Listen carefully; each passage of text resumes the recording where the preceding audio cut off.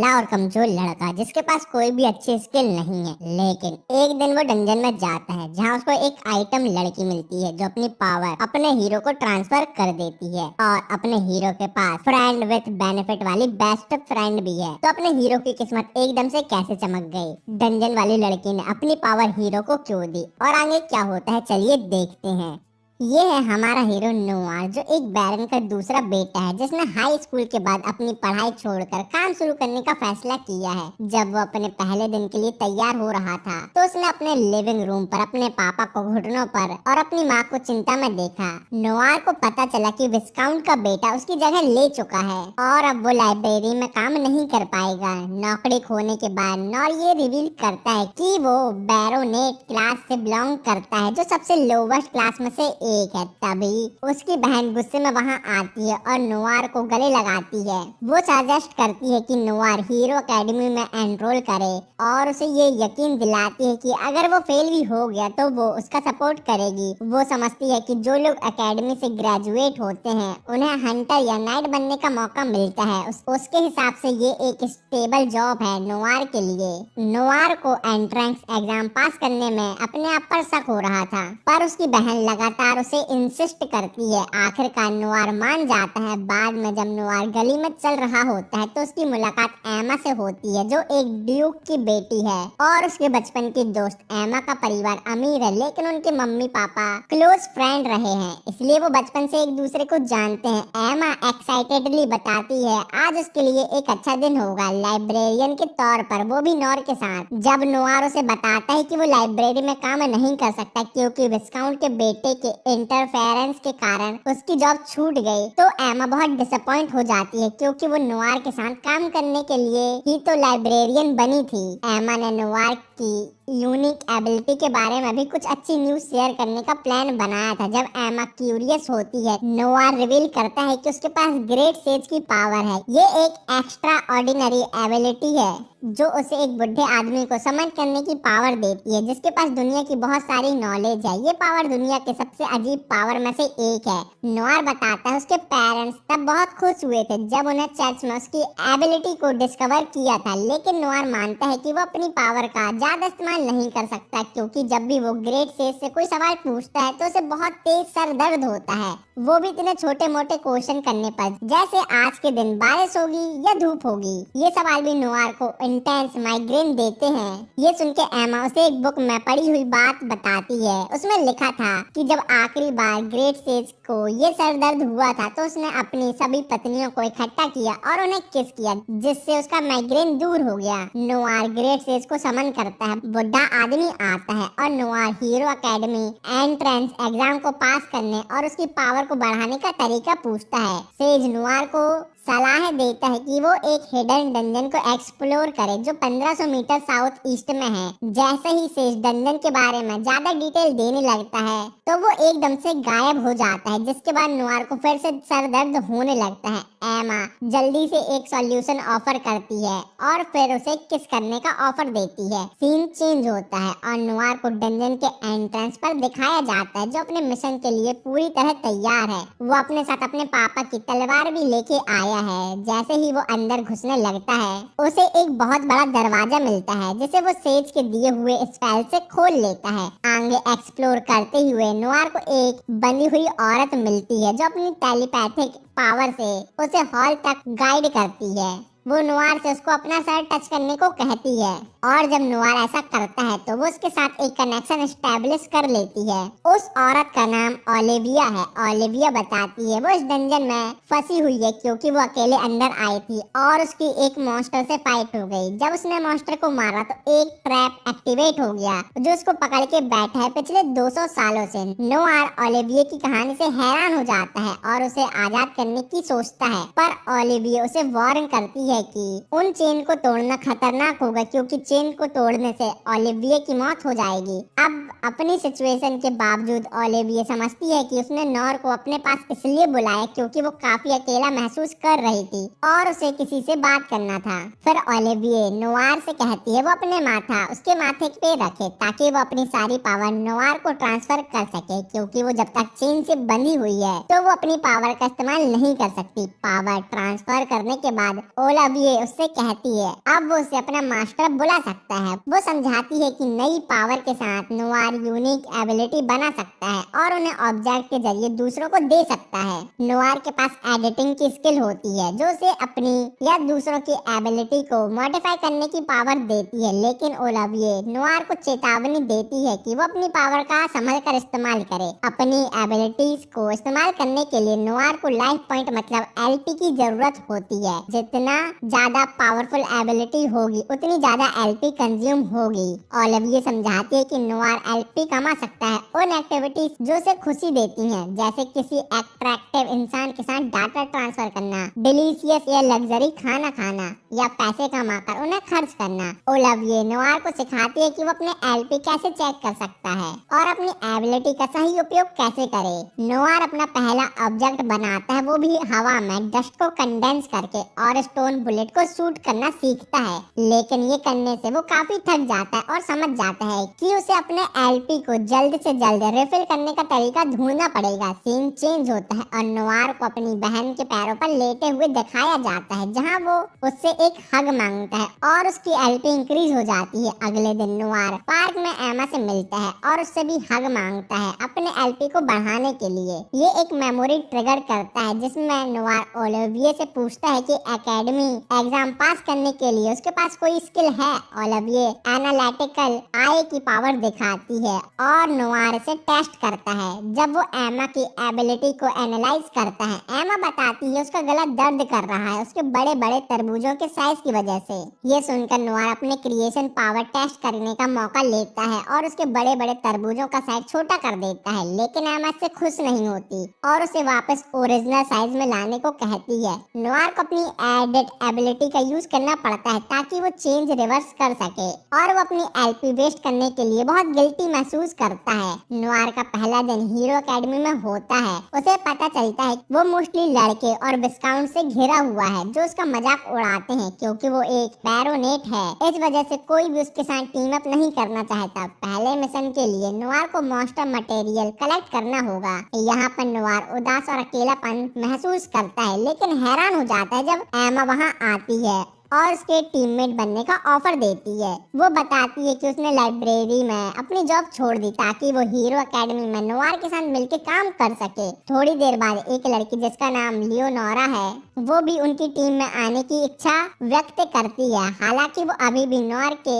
लो social status को लेकर उससे नफरत करती है। प्रोफेसर स्टूडेंट को बताते हैं उनके पास सुबह तक मॉन्स्टर मटेरियल डिलीवर करने का वक्त है। दूसरे स्टूडेंट प्लान बना रहे होते हैं कि वो मॉन्स्टर खरीद के ट्रैप लगाएंगे ताकि रिच स्टूडेंट को फायदा हो। लियोनोरा सजेस्ट करती है कि वो अलग अलग काम करे, लेकिन नोवार को एक आइडिया आता है क्यों ना वो डंजन में जाके मॉन्स्टर को मार के उनका मटेरियल इकट्ठा कर ले। सीन चेंज होता है और नोवार एक डेड रीपर से मिलता है जो सबसे पावरफुल मॉन्स्टर में से एक है जिसकी लेवल 99 है, जबकि नोवार की लेवल सिर्फ 23 है। डेड रीपर नोवार पर साइट से अटैक करता है और नोवार अपनी पावर से उसे ब्लॉक करने की कोशिश करता है, लेकिन उसके पास कम एलपी होती है। एक वीक पावर का वो यूज करके डेड रीपर को थोड़ी देर रोकता है, लेकिन उसकी स्ट्रेंथ ड्रेन होने लगती है और वो घुटनों पर गिर जाता है। इसलिए वो फुल पावर से अपने लास्ट स्टोन बुलेट क्रिएट करता है और डेड रीपर के चेस्ट को छेद कर उसे मार डालता है। इस जीत से नोवार का लेवल 33 हो जाता है। अगले दिन प्रोफेसर टॉप 3 टीम्स की अनाउंसमेंट करने के लिए तैयार होते हैं। नोवार को याद आता है जब उसने ओलिविये से पूछा था कि डेड रीपर को मारना टेस्ट पास करने के लिए काफी होगा कि नहीं, तो ओलिविये ने कंफर्म किया था कि ये काफी होगा। प्रोफेसर सेकंड और थर्ड प्लेस की टीम की अनाउंसमेंट करता है और फिर फाइनली बताता है कि नोवार की टीम ने एग्जाम जीत लिया। सेकंड प्लेस टीम से 10 गुना ज्यादा पॉइंट के साथ नोवार, एमा और लियोनोरा अपनी अनएक्सपेक्टेड विक्ट्री से हैरान हो जाते हैं। प्रोफेसर एक्सप्लेन करता है कि डेड रीपर का स्कल डिलीवर करके उन्होंने सिर्फ एग्जाम पास नहीं बल्कि एकेडमी की एक नई हिस्ट्री बना दी। नोवार के परिवार को एंट्रेक्स एग्जाम जीतने की खबर मिलती है और वो काफी खुश हो जाते हैं, लेकिन उनकी खुशी तब कम हो जाती है जब वो स्कूल की ट्यूशन फीस देखते हैं जो 3 लाख रील्स होती हैं, इंस्टाग्राम वाली नहीं। पैसे की बात हो रही है। जिससे नोआर परेशान हो जाता है कि वो कैसे स्कूल की फीस अफोर्ड करेगा। सीन चेंज होता है और नोआर अपने मास्टर के पास डंजन में जाता है ताकि उससे फीस के बारे में बताए। मास्टर ओलिविये सजेस्ट करती है कि वो मास्टर को मारकर और उनके मटेरियल बेचकर पैसे कमा सकता है। नोआर हेजिटेट करता है क्योंकि एकेडमी एग्जाम का इंसिडेंट के बाद वो अपने ऊपर और ज्यादा अटेंशन नहीं खींचना चाहता। उसे याद आता है जब उसने लियोनोर से कहा था कि वो डेड रीपर को मारने का क्रेडिट ले ले क्योंकि एक काउंट के बेटे के लिए रिकॉग्नाइजेशन मिलना आसान होता है, जबकि एक सिंपल बैरोनेट जैसे नोर को अक्सर लोग कचरा समझते हैं। नोआर अपने मास्टर को बताता है कि उसने अपने क्लासमेट को अपने सारे एक्शन का क्रेडिट लेने दिया। मास्टर ओलिविये रिस्पॉन्ड करती है कि इस सिचुएशन में पैसे कमाने का सिर्फ एक ही तरीका है, जो है एडवेंचर गिल्ड ज्वाइन करना। बाद में नॉर्थ सिटी में एडवेंचर गिल्ड में रजिस्टर करने जाता है और वहां उसकी मुलाकात लोला से होती है, जो रिसेप्शनिस्ट है। लोला एडवेंचर के डिफरेंट टाइप एक्सप्लेन करती है, जिसमें कुछ लोग नेचुरल एक्सट्रैक्ट गैदर करते हैं, कुछ मॉन्स्टर को मारते हैं और कुछ डंजन एक्सप्लोर करते हैं। इन सब एडवेंचर्स को रैंक में कैटेगराइज किया जाता है, जो डिसाइड करता है कि वो कौन से मिशन अंडरटेक करेंगे और कितने पैसे कमाएंगे। लोला नोआर को यकीन दिलाती है कि अगर वो अच्छा परफॉर्म करेगा तो उसकी रैंक इंक्रीज हो सकती है। लोला उसे एक सीट देती है जिसमें उसे अपनी एबिलिटी लिखनी होती है, लेकिन नोआर थोड़ा नर्वस महसूस करता है। लोला उसे भरोसा करने को कहती है, जो भी इंफॉर्मेशन नोआर लिखेगा वो गिल्ड के अंदर क्लासिफाइड रहेगी। नोआर लोला पर भरोसा करता है और अपनी इंफॉर्मेशन फिल करता है, लेकिन लोला को शक होता है कि वो अपनी एबिलिटी के बारे में झूठ बोल रहा है। लोला रिवील करती है कि जिस गिल्ड में वो है उसका नाम ऑडेन है, वही गिल्ड जिससे ओलिविये बिलोंग करती है। नोआर अपने एक्साइटमेंट को कंट्रोल नहीं कर पाता और पूछता है कि क्या लोला उसके मास्टर के बारे में बात कर रही है, लेकिन तुरंत अपनी बात पर पछताता है। लोला समझ जाती है कभी कभी कुछ धोखेबाज आते हैं जो ओलिविये के सक्सेसर होने का दावा करते हैं। लोला नोआर के ओलिविये के सक्सेसर को टेस्ट करने के लिए एक बुक निकालती है और एक्सप्लेन करती है कि अगर नोआर सच बोल रहा है तो उसकी सारी एबिलिटी इस बुक में लिखी हुई मिलेगी। लोला नोआर से कहती है कि वो अपना हाथ उस बुक पर रखे।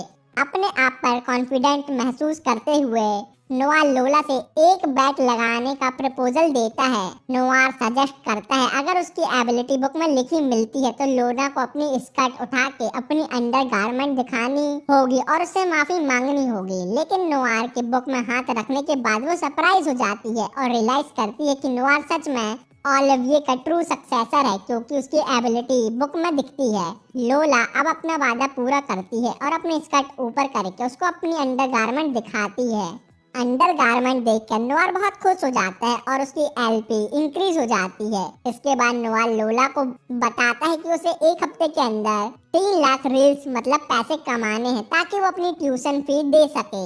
लोला उसे एक मिशन असाइन करती है जिसमें उसे रेनबो ग्रास हॉपर पकड़ने हैं। नोआर हेजिटेट करता है क्योंकि इन ग्रास हॉपर इंसेक्ट को पकड़ना बहुत मुश्किल माना जाता है, लेकिन लोला उसे मोटिवेट करती है कि वो अपने आप पर कॉन्फिडेंस रखे कि वो आसानी से ये काम कर लेगा। फिर लोला नोआर के पास आकर धीरे से उससे कहती है उसे पावरफुल आदमी बहुत पसंद आते हैं। ये सुनकर नोआर मिशन पर चला जाता है और सोचता है कि क्या उसे सेज को समन करना चाहिए ताकि वो आसपास के रेनबो ग्रास हॉपर का पता बता दे, चाहे इससे उसे हेडेक ही क्यों ना हो जाए। वो ये भी सोचता है कि एमा का उसके पास होना और उसकी किस उसका दर्द कम कर सकती है, लेकिन वो समझता है कि वो हमेशा एमा पर डिपेंड नहीं रह सकता। वो अपने कंसर्न के बावजूद डिसाइड करता है कि वो सेज को समन करेगा। उसकी हेल्प के लिए सेज नोआर को आसपास के रेनबो ग्रास हॉपर की लोकेशन बताता है। नोआर मेंशन करता है कि हेडेक सहने लायक है और अपनी तलाश शुरू करता है। आखिरकार वो अपने पहले रेनबो ग्रास हॉपर सक्सेसफुली ढूंढ लेता है, लेकिन सेलिब्रेट करने से पहले एमा सीन पर आ जाती है। एमा नाराज है क्योंकि नोआर ने उसे गिल्ड ज्वाइन करने के फैसले के बारे में नहीं बताया था। नोआर उसे समझाता है कि वो उसे किसी भी खतरे से दूर रखना चाहता है, इसलिए उसने नहीं बताया। इसके जवाब में एमा उसे याद दिलाती है कि उनके बचपन के वादे की कि वो हमेशा साथ रहेंगे जब तक मौत उन्हें अलग ना कर दे, उसका क्या होगा। एमा सजेस्ट करती है कि बेस्ट तरीका रेनबो ग्रास हॉपर ढूंढने का सेज को समन करना है। नोआर एमा को भरोसा दिलाता है कि उसे किस करके वो अपना सर दर्द ठीक कर सकता है, लेकिन नोवार कोशिश करता है बताने की कि अब उसे सेज को समन करके उतना ज्यादा हेडेक नहीं होता, तो अब उसे एमा के किसकी जरूरत नहीं है। लेकिन ये सुनकर एमा उदास हो जाती है। नोवार उसका रिएक्शन देखकर एमा को बताता है कि उनकी पुरानी दोस्ती और बचपन के कनेक्शन उन्हें एक फ्रेंडली ग्रीटिंग के शेयर करने में कोई दिक्कत नहीं होनी चाहिए। नोवार और एमा मिलकर काफी रेनबो ग्रास हॉपर कलेक्ट कर लेते हैं। बाद में लोला आती है और नोवार को 2,50,000 रील्स का पेमेंट देती है। इतने ज्यादा पैसे देखकर नोवार एक्साइटेड हो जाता है, क्योंकि उसने कभी इतनी बड़ी रकम पहले अपने हाथों में नहीं देखी थी। लेकिन उसे अभी भी 50,000 रील्स और कमाने हैं ताकि वो अपनी ट्यूशन फीस पूरी कर सके।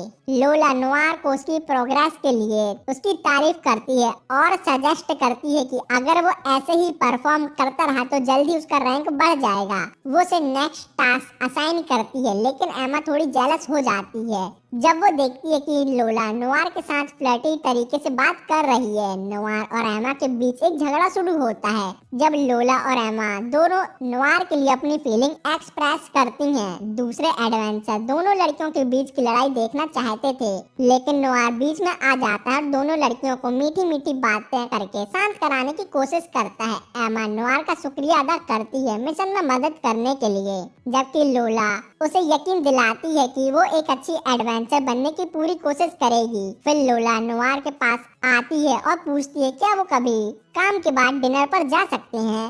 ये देखकर एमा को गुस्सा आता है, क्योंकि लोला खुलेआम नोवार के साथ फ्लर्ट कर रही है, वो भी उसके सामने। बाद में नोवार और एमा गुजर रहे होते हैं जहां एमा काफी अपसेट थी। वो नोवार से अपनी फिक्र शेयर करती है और उसे वार्न करती है अगर वो लोला के साथ डिनर पर जाएगा तो लोला उसे किसी रूम में ले जाकर नुकसान पहुंचा सकती है। नोवार एमा की बातों में इंटरेस्टेड लगता है और उसकी बातें सुनकर खुश हो जाता है। एमा आगे कहती है कि अगर वो लोला के साथ किसी रूम में गया तो वो अपना गुस्सा लोला पर निकालेगी, ना कि उस पर। एमा बताती है कि वो एक खास तरीके के रैबिट को ढूंढ रही है जो इकोसिस्टम को नुकसान पहुंचा रही है। वो प्रपोज करती है कि अगर वो रैबिट को पकड़ लेते हैं तो उन्हें 50,000 रील्स मिल जाएंगी, जो नोवार को अपनी ट्यूशन फी के लिए चाहिए। लेकिन उनकी बातें अधूरी रह जाती हैं जब एक गॉब्लिन का ग्रुप उन लोगों पर अचानक से हमला कर देता है। तभी वहाँ एक जायंट रैबिट आ जाता है और अपने हॉर्न से एक गॉब्लिन को मार देता है। नोवार एमा से पीछे हटने को कहता है, लेकिन एमा रैबिट को खुद मारना चाहती है, क्योंकि वो चाहती है कि अगर वो मिशन कंप्लीट करेगी तो लोला नोवार के साथ फ्लर्ट करना बंद कर देगी। रैबिट एमा पर हमला करता है, लेकिन एमा बहुत इजीली उसके अटैक को डॉज कर लेती है। फिर एमा अपनी विंड स्ट्राइक पावर का इस्तेमाल करके रैबिट पर एक जबरदस्त अटैक करती है, जिसके बाद वो कुछ और स्लैशेस लगाती है। लेकिन अचानक रैबिट एमा की तरफ छलांग लगाता है। तब नोवार बीच में आ जाता है और स्टोन बुलेट का इस्तेमाल करके रैबिट को दूर उड़ा देता है। नोवार और एमा एक जंगल में छुपने चले आते हैं और नोवार देखता है कि एमा उदास है, क्योंकि वो सोचती है कि वो रैबिट को हराने के लिए काफी वीक है। एमा की मदद करने के लिए नोवार अपनी एनालिटिकल आई एबिलिटी का इस्तेमाल करता है।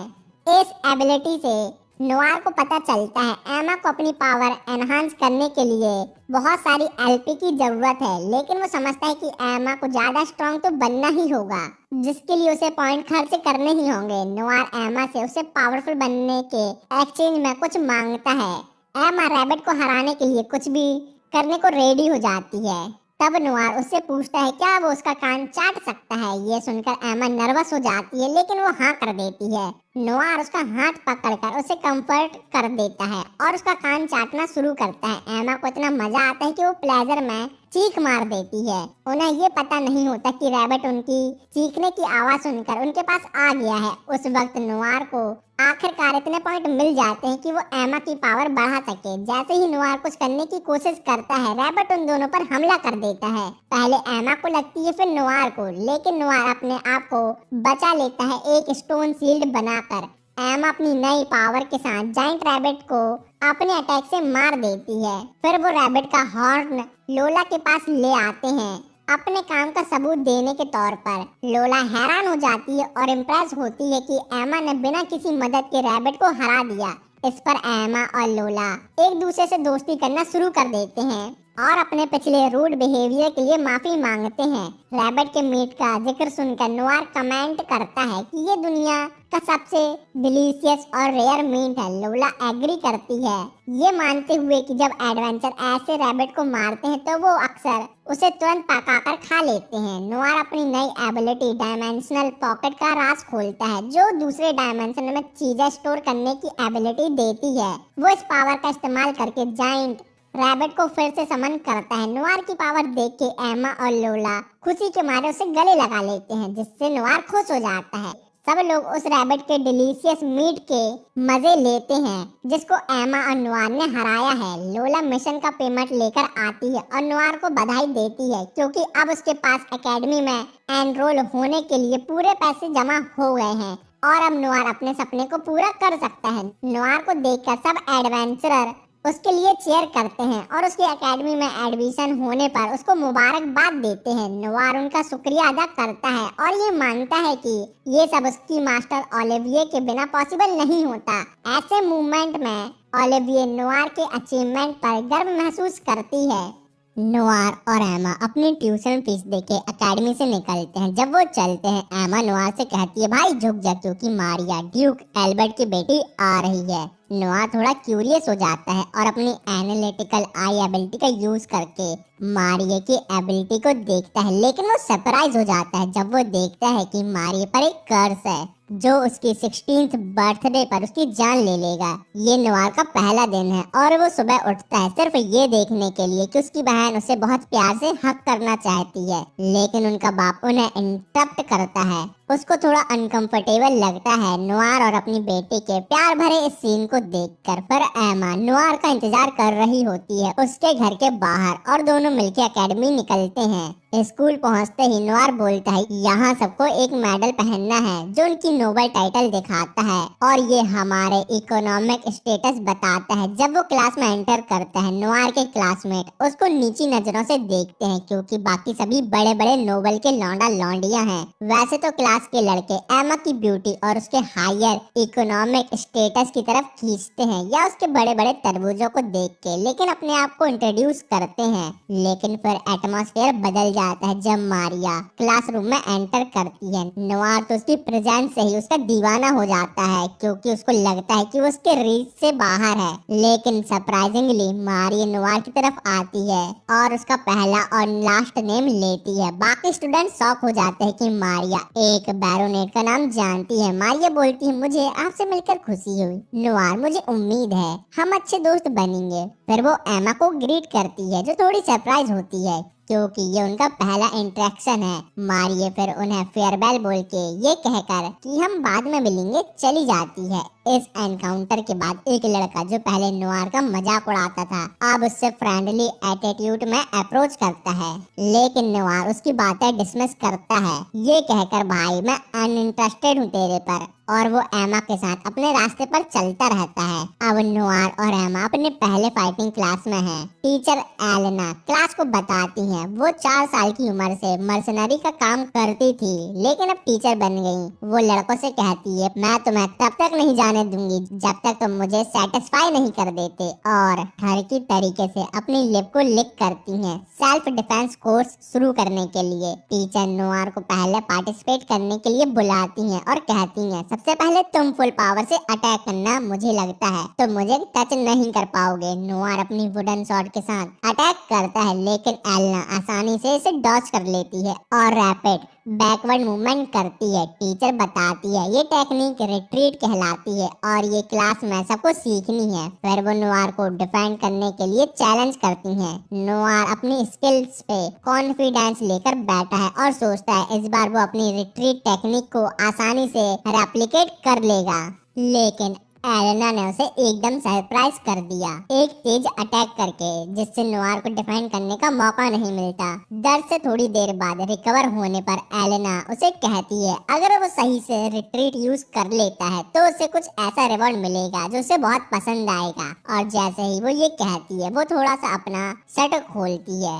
जिससे सारे लड़कों का अटेंशन उस पे आ गया है और सभी लड़के नोआर से जलने लगे हैं। अब नोआर रिवॉर्ड के सपने देखता हुआ डिसाइड करता है अपनी एबिलिटी का इस्तेमाल करके अपनी रिट्रीट टेक्निक इंप्रूव करने का। जैसे ही एलेना फिर से अटैक करती है अपनी वुडन स्वॉर्ड से, नोआर इस बार सक्सेसफुली अपनी रिट्रीट स्किल को यूज कर लेता है और टीचर और उसके क्लासमेट दोनों हैरान हो जाते हैं। अब वो एलेना से अपना रिवॉर्ड मांगता है और नोआर का रिवॉर्ड देख के सभी लड़के उससे जलते हैं। लेकिन अपने नोआर भैया तो बहुत ही मजे कर रहे थे, लेकिन एमा ये सब देख रही होती है थोड़ी उदासी के साथ, क्योंकि उसे लगता है कि नोआर को टीचर के लिए रोमांटिक फीलिंग आ रही है। तो कुछ बॉयज नोआर से पूछते हैं कैसा फील हुआ, मजा आया कि नहीं। लेकिन टीचर सभी को इंस्ट्रक्ट करती है कि नेक्स्ट एक्सरसाइज के लिए पेयर्स बनाने हैं, लेकिन स्पेशली नोआर और एमा को पार्टनर नहीं बनने देती और मारिया को भी कह देती है कि उसके असिस्टेंट के साथ वो पेयर नहीं बना सकती। फिर एक लड़का मारिया से कहता है चलो हम पेयर बन जाते हैं क्योंकि हम दोनों हाई नोबल हैं। पर मारिया कहती है भाई सबको कॉमनर की इज्जत करनी चाहिए, मैं तो कॉमनर के साथ पार्टनर बनने को प्रेफर करूंगी। फिर वो नोआर के पास आ जाती है और कहती है क्या तुम मेरे ट्रेनिंग पार्टनर बन सकते हो। नोआर खुशी से कहता है भाई मेरे लिए तो ये और भी ऑनर की बात है। तो एक्सरसाइज शुरू होती है और मारिया नोआर को पकड़ लेती है, लेकिन अचानक से वो चक्कर खाके नोआर पर गिर जाती है। उसकी चेस्ट उसके चेहरे पर लगती है। अब समझो सब लोग क्या सोच रहे हैं। नोआर जल्दी से क्लैरिफाई करता है भाई ये सब कुछ ऐसा नहीं है जैसा आप सोच रहे हो, लेकिन मारिया की असिस्टेंट तो इस सबसे दूर सिर्फ मारिया का ख्याल रख रही है। नोआर को पता चलता है कि मारिया की सिचुएशन एक कर्ज की वजह से है जो उसकी लाइफ को 16 साल के एज के होते ही उसे मार देगा। वो सोचता है क्यों ना मैं अपनी एडिटिंग एबिलिटी से इस कर्ज को हटा दूं, लेकिन उसके लिए 8000 पॉइंट चाहिए और उसके पास सिर्फ 2000 पॉइंट है। तो नोआर डिसाइड करता है कि वो ग्रेट सेज को समन करेगा ताकि वो पॉइंट कमाने का कोई सॉल्यूशन दे। ग्रेट सेज कहता है भाई सब लड़कियों को लाइन अप कर और जल्दी से उन सबके गुब्बारे छू ले, और अगर तू ऐसा करता है तो तू 2000 लाइफ पॉइंट कमा लेगा। भाई ये ग्रेट सेज है या ग्रेट ठरकी समझ नहीं आता, लेकिन नोआर जल्दी समझ जाता है कि ये प्लान तो बिल्कुल इम्प्रैक्टिकल है क्योंकि ऐसा करके वो तो जिंदा ही नहीं बचेगा और वो 2000 पॉइंट भी मारिया को बचाने के लिए काफी नहीं है। ग्रेट सेज को समन करने के बाद जब उसका सर दर्द करने लगता है तो नोआर एमा से कहता है क्या तुम मुझे एक किस दे सकती हो ताकि मेरा सर दर्द दूर हो जाए। एमा थोड़ी एम्बेरस हो जाती है क्योंकि यहाँ बहुत सारे लोग थे, लेकिन नोआर बिना सोचे समझे एमा को क्लास के सामने ही किस दे देता है। अब सब लड़कियां तो इस अनएक्सपेक्टेड एक्शन से इम्प्रेस हैं, लेकिन टीचर की तो हवा टाइट हो जाती है और कहती है भाई ये सब क्या हो रहा है मेरी क्लास पर। जिसके बाद नोआर की टीचर उस पर भारी हो गई और उसे पनिश करते हुए कह रही है कि उसे अपने बिहेवियर के लिए दौड़ लगानी पड़ेगी और ये पनिशमेंट नोआर के लिए बहुत ही ज्यादा टफ है। पर नोआर और एमा डिसाइड करते हैं कि चलो लोला से मदद मांगते हैं मारिया के कर्ज के लिए। लेकिन जब वो दोनों लोला के पास पहुंचते हैं तो लोला जल्दी से बाथरूम में भाग जाती है ताकि मेकअप कर सके, क्योंकि वो नोआर को देखने के लिए बिल्कुल तैयार नहीं थी। तो समझो लोला का कुछ तो चक्कर है अपने भाई के साथ। जब लोला मेकअप करके बाहर आती है नोआर उसे मारिया के कर्ज के बारे में बताता है, उम्मीद में कि वो कोई सॉल्यूशन दे दे। लोला कहती है अरे सुनो मेरी एक फ्रेंड लूना है, उसमें इतनी पावर है कि वो बॉडी से इविल निकाल सकती है लेकिन कर्ज को रिमूव नहीं करती। समझ में आया क्या। अब नोआर तो मारिया के अच्छे वर्ड से मोटिवेट हो गया है और सोचता है कि मुझे उसकी मदद करनी है। तो वो लोला से कहता है मुझे लूना से मिलवा दो, मैं उसे कन्विंस करूंगा कि मारिया की वो हेल्प करे। लोला टेंपल जाती है और देखती है कि एक लंबी लाइन है बीमार लोगों की जो लूना से मिलने का इंतजार कर रहे हैं। जब वो टेंपल के अंदर जाती है तो उसे लूना दिखती है जो थक गई है हीलिंग करते करते। लोला उसके आराम को डिस्टर्ब करने के लिए सॉरी बोलती है पर कहती है कि उसके पास कुछ इम्पोर्टेंट है बताने को। इस बीच नोआर अपने टीचर से डंजन में मिलता है। वो भी 2 हफ्ते काम में बिजी होने के बाद टीचर को समझ में आता है कि नोआर का मूड खराब है तो वो उस पर गुस्सा नहीं होती। नोआर अपनी दोस्त मारिया के कर्ज के बारे में बताता है और गाइडेंस मांगता है। टीचर कहती है कि ज्यादा एलपी पाना मुश्किल है तो वो भी लूना की मदद लेने की सलाह देती है। और फिर टीचर ये भी बताती है कि लूना एक एल्फ है और अलग अलग स्पीशीज के साथ टाइम स्पेंड करना और ज्यादा लाइफ पॉइंट दे सकता है। नोवार इस आइडिया से एक्साइटेड हो जाता है, पूछता है कि वो कैसे 10,000 एलपी कमा सकता है। टीचर उसे एक टेक्निक सिखाने का ऑफर देती है जिसका नाम है लक्की परवर्ट, जो बहुत ज्यादा पॉइंट कमा सकता है, जिससे वो बहुत ज्यादा पॉइंट कमा सकता है। लेकिन इसकी कॉस्ट 300 लाइफ पॉइंट है। लेकिन प्रॉमिस करती है ये स्किल उसे ना भूलने वाला एक्सपीरियंस देगी। नोवार बिना सोचे समझे एक्सेप्ट कर लेता है और लक्की परवर्ट एबिलिटी हासिल कर लेता है। जब वो एमा की तरफ जा रहा होता है तब एक बिल्ली उसके ऊपर गिर जाती है और उसका चेहरा उसके तरबूजों में घुस जाता है। इस अनएक्सपेक्टेड सिचुएशन से उसकी एलपी ऑटोमेटिकली बढ़ जाती है। नोवार लक्की परवर्ट एबिलिटी का फायदा उठाता है और कुछ लक्की सिचुएशन बनती है। जब आसपास लड़कियां देखने मिलती है तब कहीं से एक स्ट्रॉन्ग हवा आती है और उन सभी के कपड़े उड़ जाते हैं, जिससे नोवार को लकी नजारे मिलते हैं। लेकिन नोवार सोचता है कि इस एबिलिटी को थोड़ा एडिट करना पड़ेगा ताकि ये हर वक्त या सीरियस सिचुएशन में ऑन न हो जाए। पर लोला और लूना आते हैं और देखते हैं कि एमा नोवार को डांट रही है क्योंकि वो लड़कियों को देख रहा था। लूना नोवार को कॉम्प्लीमेंट करती है, कहती है कि वो क्यूट लग रहा है और हो सकता है कि वो उसके टाइप का लड़का हो। जब लूना मिलती है तो वो उन्हें कहती है कि ड्यूक की बेटी के बारे में बात करने के लिए मुझे फॉलो करो।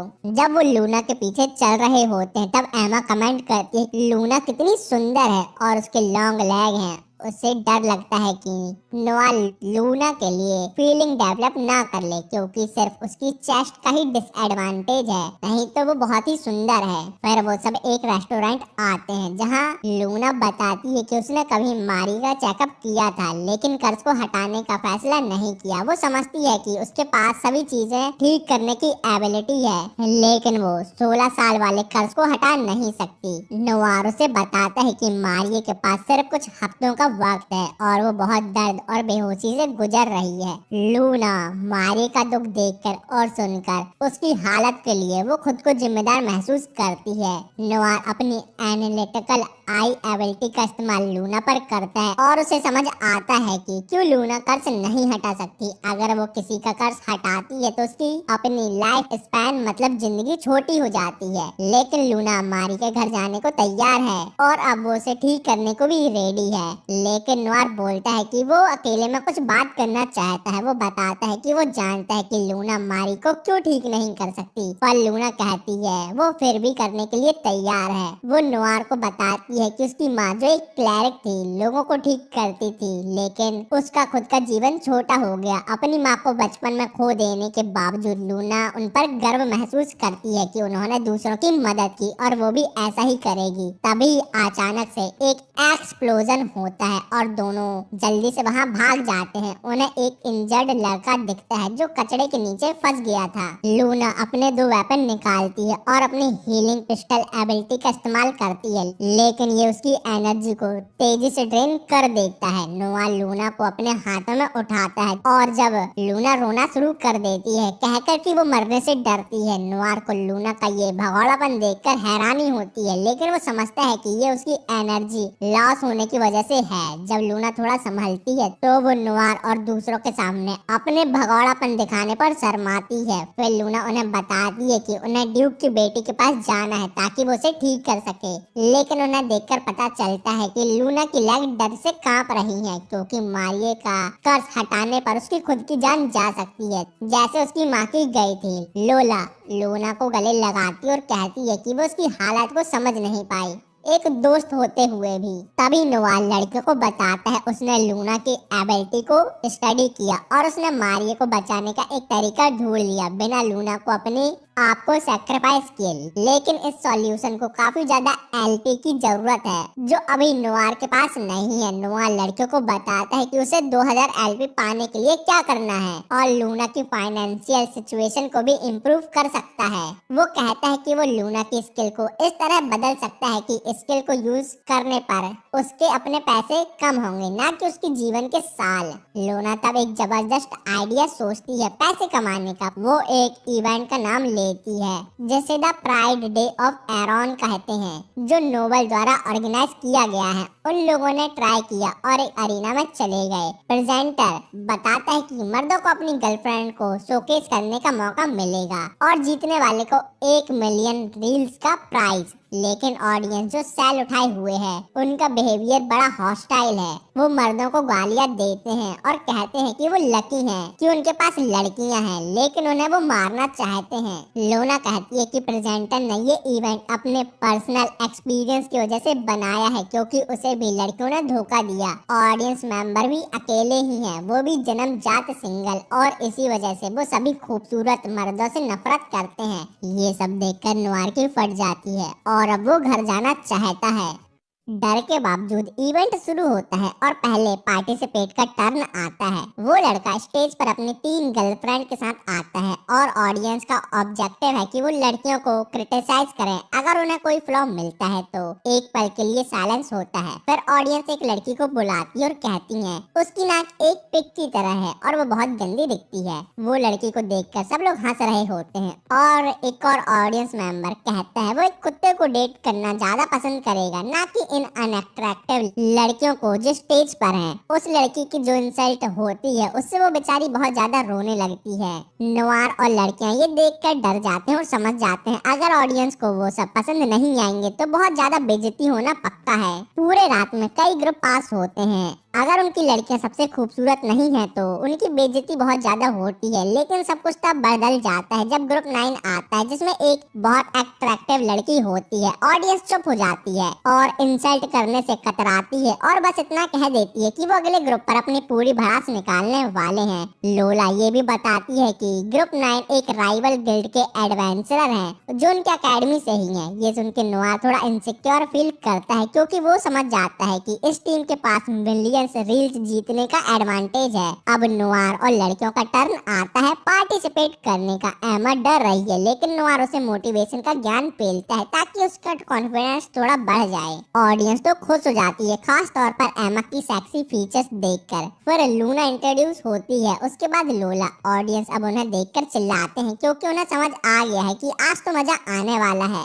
ऑडियंस उनके लिए परवर्टेड रिमार्क चिल्लाते रहते हैं। जब प्रेजेंटर अनाउंस करता है कि नुआर और लड़कियों ने इस पूरे इवेंट में सबसे ज्यादा स्कोर अचीव किया है, इस खबर से एक्साइटेड होकर नुआर और लड़कियां अपने जीत का सेलिब्रेशन शुरू करते हैं। लेकिन लोला उन्हें याद दिलाती है कि कंपटीशन अभी खत्म नहीं हुआ। प्रेजेंटर कहता है कि पैसे जीतने के लिए उन्हें ऑडियंस के सभी मर्दों को सेटिस्फाई करना पड़ेगा। नुआर और लड़कियां प्रोटेस्ट करती हैं, कहती हैं ये तो बहुत फालतू का रीजन है क्योंकि उन्होंने तो ऑलरेडी सभी को साबित कर दिया है कि वो जीतने के लायक हैं। तभी अचानक एक मास्क आदमी आता है जो एक साइन पकड़े हुए है जिस पर डेयरिंग क्वेश्चन है।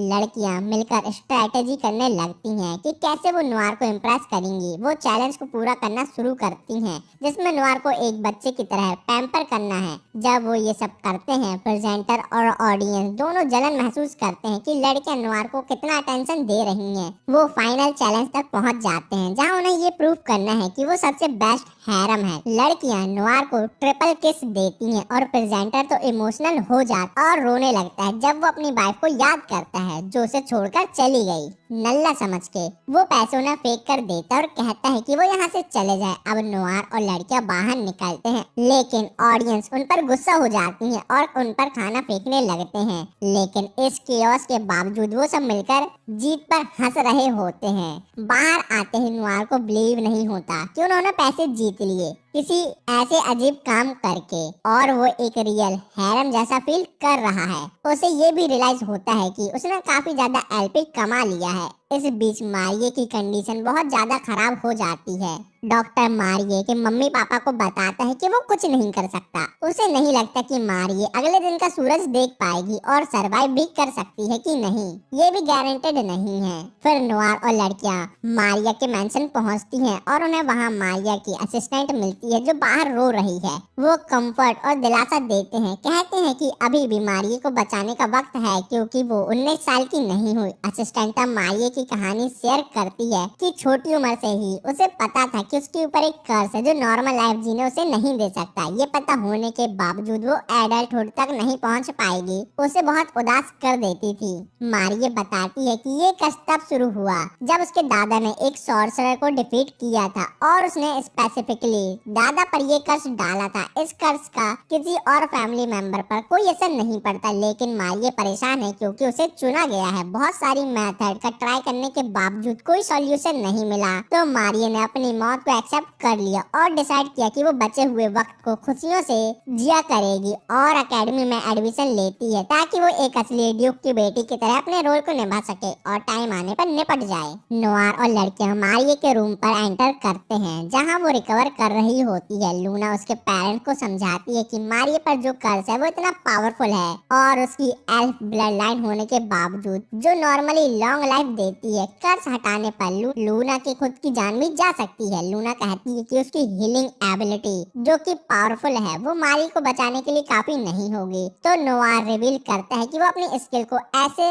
रिडायरेक्ट कर सकता है कि डैमेज उसके फाइनेंस और पैसों पर हो, ना कि उसकी लाइफ पर। वो सबको भरोसा दिलाता है कि सब कुछ ठीक हो जाएगा, टेंशन लेने की बात नहीं है। ज्यादा पैसे मिलने पर नोआर और लड़कियों को कोई फाइनेंशियल बर्डन नहीं है। मारिया की असिस्टेंट कन्फेस करती है कि मारिया को नॉर्म में कुछ खास लगा था जब उसने पहली बार उसे एकेडमी में देखा था। ये तब कंफर्म होता है जब वो जान लेती है कि नोआर वही है जिसने एंट्रेंस एग्जाम में डेड रीपर को हराया था। ये सुन के नोआर थोड़ा सरप्राइज होता है कि मारिया को समझ आ गया था कि उसने ही मॉन्स्टर को हराया है। तभी मारिया उठ जाती है और नोआर से पूछती है कि वो यहाँ क्यों है। नोआर समझाता है कि वो उसकी काइंडनेस का बदला चुकाना चाहता है क्योंकि वो एकेडमी में उसकी एक लौती दोस्त थी जो उसे अच्छे से ट्रीट करती है और बैरोनोट होने की वजह से उसका डिस्क्रिमिनेशन नहीं करती। नोआर की थकान देखकर मारिया उसके लाइफ पॉइंट का भी ख्याल रखती है और उन्हें कैसे इंक्रीज करना है ये समझाती है। वो नोआर के गालों को पकड़कर उसे किस करती है जिससे उसके पेरेंट्स और लड़कियां सरप्राइज हो जाती हैं। फिर लूना बताती है कि अब कर्ज हटाने का समय आ गया है।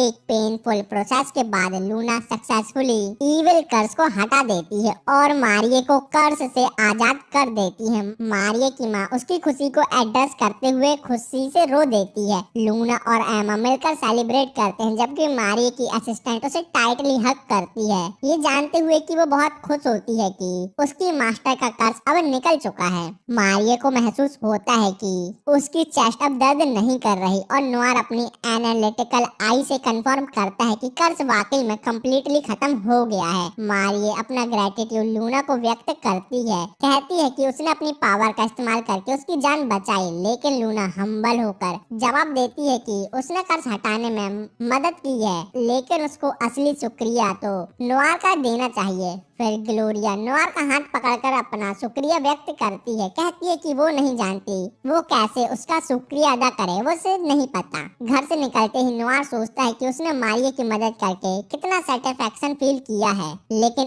एमा और लोला को चिंता होती है क्योंकि मारिया ने नोआर के लिए फीलिंग डेवलप कर ली है जिससे वो उसे एक और राइवल की तरह देखने लगते हैं। फिर लूना बताती है कि वो भी नोआर के प्यार में गिर गई है, तो तीनों लड़कियां मजाक मजाक में नोआर को लौंडियाबाज होने का इल्जाम लगाती हैं। नोआर अपने टीचर से मिलने आता है और फिर उनका शुक्रिया अदा करता है, कहता है कि उसने उसे ऐसी एबिलिटी दी जो उसे दूसरों की मदद करने में मदद करती है। उसकी टीचर रिमार्क करती है कि उससे वुमेन की स्मेल आ रही है, तो नोआर रिस्पॉन्ड करता है कि उसने काफी लड़कियों को किस किया है। ओलिविया कहती है कि ये तो अनफेयर है कि उसने बहुत सी लड़कियों को किस किया लेकिन उसे नहीं किया, वो उसे अपने आप को किस करने को कहती है। लेकिन नोआर डिसाइड करता है कि वो उसे सिर्फ फोरहेड पर किस करेगा, लेकिन ओलिविया कहती है कि उसे दूसरी लड़कियों के साथ प्रैक्टिस करना है ताकि अगली बार वो उसे सेटिस्फाई कर सके एक किस के साथ। अगले दिन पता चलता है कि ड्यूक ने अपनी बेटी को बचाने के लिए नोआर और लड़कियों को एक चेस्ट गिफ्ट किया है जिसमें 100 मिलियन रील्स हैं। नोआर थोड़ा कंफ्यूज होता है कितने पैसे का वो क्या करे।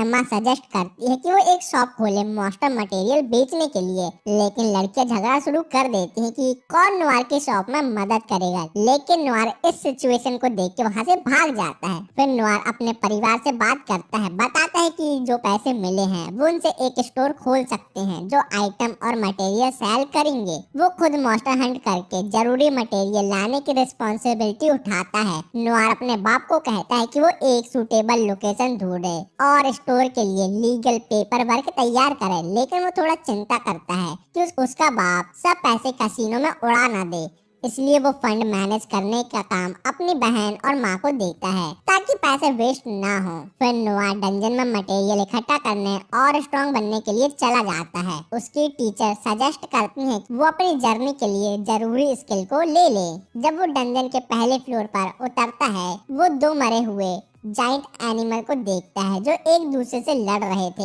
अचानक एक काला लायन जिसके सर पर एक फूल है उसके सामने आता है। शुरू में तो नोआ डर जाता है और पोर्टल से भागने की सोचता है, लेकिन लायन उसे एश्योर करता है कि वो कोई फाइट नहीं करना चाहता और उससे एक फेवर के लिए कहता है। लायन की बातें सुन के नोआ थोड़ा सरप्राइज होता है और सुनने के लिए तैयार हो जाता है। लायन का नाम है टाइगर सन। कैसा अजीब सा नाम है, जो अपने दोस्त के दिए हुए नाम पर बहुत गर्व करता है क्योंकि इस नाम का उसके लिए खास मतलब है। टाइगर सन समझाता है कि उसे नोआर की मदद चाहिए अपने दोस्त को ढूंढने में। जब वो डंजन में आए थे तब उसका दोस्त उसे कहकर गया था कि वो थोड़ा रुक जाए जब वो 6वीं मंजिल पर जा रहा था, लेकिन 350 साल हो गए हैं और अभी तक वापस उसका दोस्त नहीं आया। धोखा मिल गया टाइगर सन तेरे को। इतना समय गुजर जाने के बाद भी टाइगर सन अपने वादे पर अड़ा रहा और कभी अपने दोस्त की तलाश में नीचे नहीं गया। लायन कहता है कि उसका दोस्त एल्वन रेस का है, जो टिपिकली एक खास रेस है जो लगभग 500 साल जीते हैं। एल्फ की बात हो रही है, सिंपल सा। टाइगर सन 5th फ्लोर पर रुकता है जब नोआर 6वीं मंजिल की तरफ जाता है अपने वादे को पूरा करने के लिए। जब वो 6वीं मंजिल पर पहुंचता है तो वो एक अंधेरे और अजीब एनवायरनमेंट को देखता है। तभी अचानक बहुत सारे ज़ॉम्बीज उसकी तरफ दौड़ते हैं, बॉडी पार्ट गिराते हुए। नोआर को एक मूवमेंट का रिलीफ मिलता है जब वो एक डोर के थ्रू एस्केप रूट ढूंढ लेता है, लेकिन उसको सरप्राइज ये होता है कि वहाँ एक और ज़ॉम्बी आता है, लेकिन ये ज़ॉम्बी थोड़ा अलग है। नोआर को जल्दी से समझ आ जाता है ये ज़ॉम्बी असल में टाइगर सन का एल्वन दोस्त है। नोआर हेल्प करने का ठान लेता है और 500 एलपी स्पेंड करता है ज़ॉम्बीफिकेशन को रिमूव करने के लिए। इसके नतीजे में एल्फ अपने असली रूप पर वापस आ जाता है। ट्रांसफॉर्मेशन के बाद नोआर एल्फ जिसका नाम बकल है उससे कहता है कि उन्हें बात करनी है। सीन बदलता है और हम देखते हैं कि नोआर टाइगर सन की कहानी बकल को सुना रहा है, समझते हुए कि टाइगर सन ने कितना फेथफुल तरीके से अपना वादा निभाया है और 350 साल तक उसका इंतजार किया है। ये सुन के बकल बहुत इमोशन में आ जाता है और अपने लॉयल दोस्त को छोड़ने के लिए गिल्टी महसूस करता है। बकल बताता है कि वो पहली बार टाइगर सन से कैसे मिला था, जब वो एक दिन मॉन्स्टर से फाइट कर रहा जिसमें उस लायन ने उसकी मदद की थी। टाइगर सन ने बकल की मदद की। इसके बदले में बकल ने पूछ लिया, क्या लायन तुम मेरे दोस्त बनना चाहते हो? ये सिंपल एक्ट टाइगर सन के लिए बहुत खुशी लाता है क्योंकि पहली बार किसी ने उसे बोला था क्या वो उसका दोस्त बन सकता है। बकल ने फिर उसे टाइगर सन नाम दिया जो लायन के लिए बहुत स्पेशल बन गया। उस दिन से वो दोनों बहुत अच्छे और गहरे दोस्त बन गए और बहुत सारे एडवेंचर पर निकले। बकल को अपनी किए गए गलती पर गिल्ट होता है, इसलिए वो अपने दोस्त का सामना करने की हिम्मत इकट्ठा करता है। जब वो वापस जाता है दोनों दोस्त एक दूसरे को गले लगाते हैं और अपनी खुशी का इजहार करते हैं। टाइगर सन बताता है कि वो खुश है कि बकल ठीक है, लेकिन बकल कुछ ऐसा खुलासा करता है जो उसने कभी नहीं बताया। उसका होमलैंड दूसरे रेसेस को एक्सेप्ट नहीं करता। ये सुन के टाइगर सन समझ जाता है कि अब उन्हें अलविदा कहने का समय आ गया है क्योंकि बकल अपने प्यार जो उसके होमलैंड पर रहता है उससे मिलने जाना चाहता है। बकल को ये सोचकर गिल्ट होता है कि उसने टाइगर सन का इतना वक्त जाया किया है इंतजार कराने में। आंखों में आंसू लेकर वो लायन से माफी मांगता है। टाइगर सन बकल को बोलता है कि उसे चिंता करने की कोई जरूरत नहीं है और कोई हार्ड फीलिंग नहीं है। फिर नोआर पोर्टल का इस्तेमाल करके डंजन से बाहर निकल जाता है ताकि दोनों दोस्त लास्ट टाइम अच्छे से बात कर पाएं। जब वो एक दूसरे को अलविदा कहते हैं बकल टाइगर सन को फेयरवेल कहकर प्रॉमिस करता है जब उसे मौका मिलेगा वो जरूर उससे मिलने आएगा। जाते जाते बकल उन मस्त मूवमेंट को याद करता है जो उन्होंने साथ में बिताए थे। टाइगर सन नोआर से ग्रेटिट्यूड एक्सप्रेस करता है जो पूछता है अब टाइगर सन क्या करेगा, लेकिन टाइगर सन एडमिट करता है कि वो अपने नेक्स्ट स्टेप को लेकर पक्का नहीं है। लेकिन वो 5th फ्लोर पर वापस जाने के बारे में सोच रहा है क्योंकि वहाँ उसका कोई सामान छूट गया है। नोआर को भी चुल मस्ती है और वो देखने का डिसाइड करता है कि टाइगर सन क्या कर रहा है। और डंजन में जाने के बाद जब वो पास जाता है तो देखता है कि टाइगर सन तो रो रहा है। टाइगर सन कन्फेस करता है कि उसने अलविदा करने के लिए मेंटली प्रिपेयर होने में समय लगाया, लेकिन अलग होने का दर्द अभी भी महसूस होता है। टाइगर सन के इमोशन से नोआर काफी अफेक्टेड होता है और शेयर करता है कि ये फीलिंग कितनी गहरी है। बस अपने लव वंस से अलविदा कहने का ख्याल ही उसे ऐसा लगता है जैसे उसका कोई हिस्सा खो गया हो। एक हार्ट फाइट मूवमेंट में नोआर टाइगर सन से पूछता है क्या वो उसका दोस्त बनना चाहता है। लायन भावनाओं से भरा हुआ पूछता है क्या नुआर सीरियसली ये कह रहा है। नुआर उससे भरोसा दिलाता है कि वो सच कह रहा है और टाइगर सन को इनवाइट करता है कि वो उसके साथ रहे। फिर वो मस्ती से टाइगर सन को समझाता है कि डंजन के ठंडे फ्लोर पर सोने से ज्यादा अच्छा कारपेट पर सोना है। टाइगर सन इस ऑफर से इतना टच होता है कि वो नुआर का प्रपोजल एक्सेप्ट करता है और ऐसे वो उसका फ्रेंड और गार्डियन बन जाता है। अगले सीन में हम देखते हैं कि नुआर और टाइगर सन एक खुले मैदान में दौड़ रहे हैं। नुआर लायन के पीठ पर बैठा है और दोनों चेहरे पर हवा महसूस कर रहे हैं। टाइगर सन को रियलाइज होता है कि उसने बकल का इंतजार इतना लंबा क्यों किया, क्योंकि किस्मत ने उसके लिए कुछ और ही बड़ा सोचा था, जो एक नया और वंडरफुल दोस्त है। नई उम्मीद और पर्पस से भरा हुआ टाइगर सन फुल स्पीड में दौड़ता है अपने नए घर की तरफ नुआर के साथ। घर में टाइगर सन को देख पापा की फटी पड़ी है, लेकिन मम्मी और बहन को कोई फर्क नहीं पड़ता। नुआर कहता है अब से टाइगर सन हमारे साथ ही रहेगा और सबका गार्डियन लायन बनेगा। पापा को लग रहा था टाइगर सन उन्हें खा जाएगा। बहन टाइगर सन के ऊपर उगे हुए फूल के साथ खेल रही है, जिससे टाइगर सन अजीब सा रिएक्ट करता है। नुआर और एमा एकेडमी में अपनी क्लासेस जैसे यूजुअली अटेंड करते हैं वैसे कर रहे होते हैं। थोड़ी देर बाद मारिए क्लासरूम में एंटर करती है और नुआर को फिर से उसकी जान बचाने के लिए शुक्रिया अदा करती है। फिर प्रोफेसर एलेना कहती हैं बच्चों की तुम्हारा पहला एग्जाम होने वाला है, जो कि रेयर मॉन्स्टर मटेरियल कलेक्ट करना है और वो भी मैक्सिमम 2 हफ्तों के अंदर। अब ये सुनते ही बच्चों के तोते उड़ जाते हैं, क्योंकि ये मटेरियल तो दुनिया भर में मशहूर है, ये कहीं नहीं मिलते। मार्केट में तो मिलना बहुत ही ज्यादा मुश्किल है, ना के बराबर। क्लास के बाद नुआर और एमा डिसाइड करते हैं कि चलो भाई गिल्ड के अंदर लोला से मिलते हैं, शायद उसके पास इन मटेरियल का जुगाड़ हो। पर जब वो गिल्ड पहुंचते हैं तो पता चलता है लोना तो दूसरी रिसेप्शनिस्ट सारा से जबरदस्त झगड़े में पड़ी हुई है। झगड़ा इस बात पर था कि सारा ने जानबूझ के लोला के एडवेंचर चुरा लिए। अब गिल्ड में रिसेप्शनिस्ट एडवेंचर को हैंडल करते हैं और जब एडवेंचरर अपना मिशन पूरा करते हैं तो उनको पॉइंट मिलते हैं और रिसेप्शनिस्ट को फायदा होता है। लोला का इल्जाम था कि सारा उसके एडवेंचर को खूबसूरती से फंसा के अपनी तरफ खींच रही है। लोना ने सारा को चैलेंज दिया कि देख लेते हैं कौन ज्यादा पॉइंट कमा सकता है। सारा ने भी हाँ बोल दिया, पर कंडीशन ये थी कि अगर सारा जीत गई तो वो लोला से एक एक्स्ट्रा एडवेंचर चुराएगी। उसके बाद सारा सीधा नुआर के पास आती है और बड़े अजीब तरीके से बोलती है यार तुम मेरे एडवेंचर बन जाओ, मैं तुम्हें टॉप रैंक तक पहुंचा दूंगी। नुआर अपनी स्किल यूज करके सारा की एबिलिटी को एनालाइज करता है और पता चलता है कि मैडम का पूरा गेम सिर्फ और सिर्फ सिडक्शन और हवस पर टिका हुआ है। इस वजह से ही तो सब लड़के उसके पीछे भागते हैं। एमा और लूना नुआर की इस डिस्ट्रैक्शन को नोटिस कर लेते हैं और बोलते हैं अब ये सारा के साथ दिमाग में क्या गंदे काम सोच रहा है। सारा तो वैसे भी अपने नॉटी वाइब दिखा के चली जाती है और उसको बिल्कुल भी पछतावा नहीं है कि उसने एडवेंचर चुराए हैं। नुआर के मन में ये बात बैठ जाती है कि अगर लोला हार गई तो सारा उसकी रिसेप्शनिस्ट बन जाएगी, लेकिन नुआर लोला को भरोसा दिलाता है कि फिक्र मत करो बेबी, मैं तुम्हारी मदद करूंगा, बस पहले तू मुझे हाई लेवल मिशन दिला दे ताकि मैं एग्जाम के लिए मटेरियल कलेक्ट कर पाऊँ।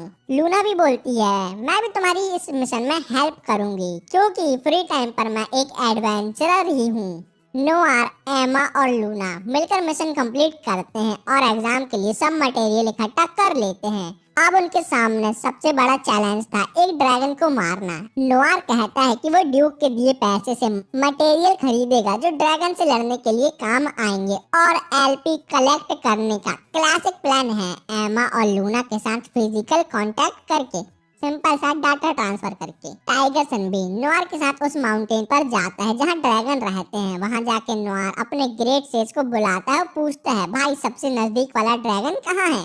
ग्रेट सेज बड़े ही आराम से बोलता है ब्रो 665 मीटर दूर है वो, वहाँ जाओ और ड्रैगन को मारो। पर ये पूछते ही नुआर को जबरदस्त हेडेक हो जाता है, जो तुरंत भी ठीक भी हो जाता है जब एमा उसे किस कर लेती है। लूना जेलस होके सवाल करती है तो उसको भी ये समझा दिया जाता है कि ये जरूरी था नुआर की हेडेक ठीक करने के लिए। टीम अपना ड्रैगन को मारने का ट्रैप सेट कर लेती है और अब सिर्फ ड्रैगन के आने का इंतजार करती है। नुआर ड्रैगन के गेम में घुस जाता है और एक पत्थर उठा के ड्रैगन को जगाने के लिए उस पर पत्थर फेंकता है। ड्रैगन को जागते ही गुस्सा चढ़ जाता है और वो नोआर के पीछे पड़ जाता है। रास्ते में उसके ऊपर बहुत सारे पत्थर भी फेंकता है क्योंकि वो अर्थ ड्रैगन जो है। लेकिन थोड़ी देर बाद बेचारा ड्रैगन टीम के लगाए हुए ट्रैप पर फंस जाता है। फिर सब मिलकर भाले से ड्रैगन को मार डालते हैं। नोआर को सर पर थोड़ी सी चोट लग जाती है और एमा को टेंशन होने लगती है कि कहीं ये मर तो नहीं गया। पर लूना अपनी गन निकालती है और नोआर को गोली मार के उसकी चोट ठीक कर देती है। ये लूना की स्किल है, गोली मार के लोगों को हील करना। हाँ, बड़ी अजीब स्किल है ना। नोआर और उसकी टीम ड्रैगन के पार्ट और मटेरियल कलेक्ट करके एकेडमी ले जा लेते हैं। बच्चे ये सुन के चौंक जाते हैं कि ये लोग सच में एक ड्रैगन को मार के आए हैं। बाद में वो ड्रैगन के बचे खुचे पार्ट एडवेंचर गिल्ड लेके चले जाते हैं और वहाँ भी सब लोग वैसे ही शौक में आ जाते हैं। ड्रैगन तो आजकल इतने रेयर हो गए हैं कि मारना तो दूर की बात, दिखते भी नहीं है। नसीब वाले होते हैं जिनको ड्रैगन दिखते हैं। इस अचीवमेंट के बाद लोना को रिसेप्शनिस्ट के तौर पर काफी पॉइंट मिल जाते हैं। लेकिन सारा जो अभी भी फुल कंपटीशन मोड में थी अपने पॉइंट भी ऐड करवा लेती है ताकि पता चल सके लीड में कौन है। लोला को धीरे धीरे फील होता है कि सारा अब भी पहली पोजीशन पे है और वो थोड़ा सैड हो जाती है। लोला सारा पे चीटिंग का इल्जाम लगाती है लेकिन एडवेंचर गिल्ड लीडर सारा का सपोर्ट करता है। कहता है कि उसने खुद चेक किया है, जो मटेरियल सारा ने दिए हैं वो सही थे। तभी सारा के एडवेंचर एंट्री मारते हैं फुल थके हुए और वो लोग ज़ॉम्बी की तरह बिहेव कर रहे थे। उनको देख के ऐसा लगता है जैसे रात में उनको किसी ने चूस डाला हो। सबको समझ आ जाता है कि सारा इन लोगों को मैनिपुलेट कर रही है। अपनी देने का लालच देके उनसे ज्यादा मटेरियल कलेक्ट करवाती है बिना कोई रेस्ट दिए। लोला नोआर को एक अलग रूम में लाती है और वहाँ अपना टॉप उतार के नोआर को कुछ स्पेशल कूपन देती है। ये कूपन नोआर को एक मौका देते हैं कि वो लोला को कहीं भी टच कर सकता है और कभी भी ये कूपन रिडीम कर सकता है। नोआर इतना एक्साइटेड और खुश हो जाता है कि वो तुरंत उसका यूज करने का डिसाइड कर लेता है। लोला नोआर को आराम से सुला के उसकी आंखों पर पट्टी बांध के उसको कंफर्ट करवाती है। वो बताती है कि वो अपने एडवेंचर को हमेशा कंफर्ट कराती है ताकि उनमें हिम्मत रहे अपने मिशन कंप्लीट करने की। नोआर उसको भरोसा दिलाता है कि जब भी लोला को उसकी जरूरत होगी वो उसके लिए हमेशा रेडी रहेगा और उनका ऊपर ऊपर वाला डाटा ट्रांसफर होता है। बाद में नोआर अपनी टीचर ओलिविया के पास जाता है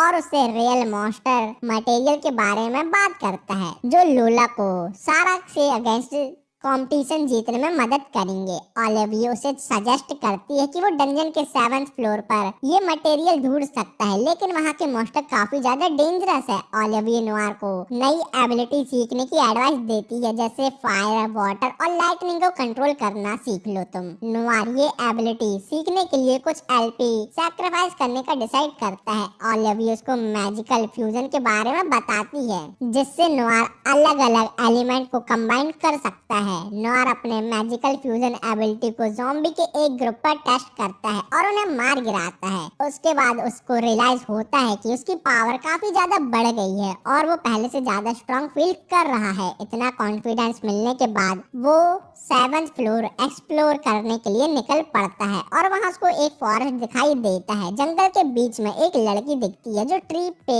बैठे हुए नोआर को घूर रही थी।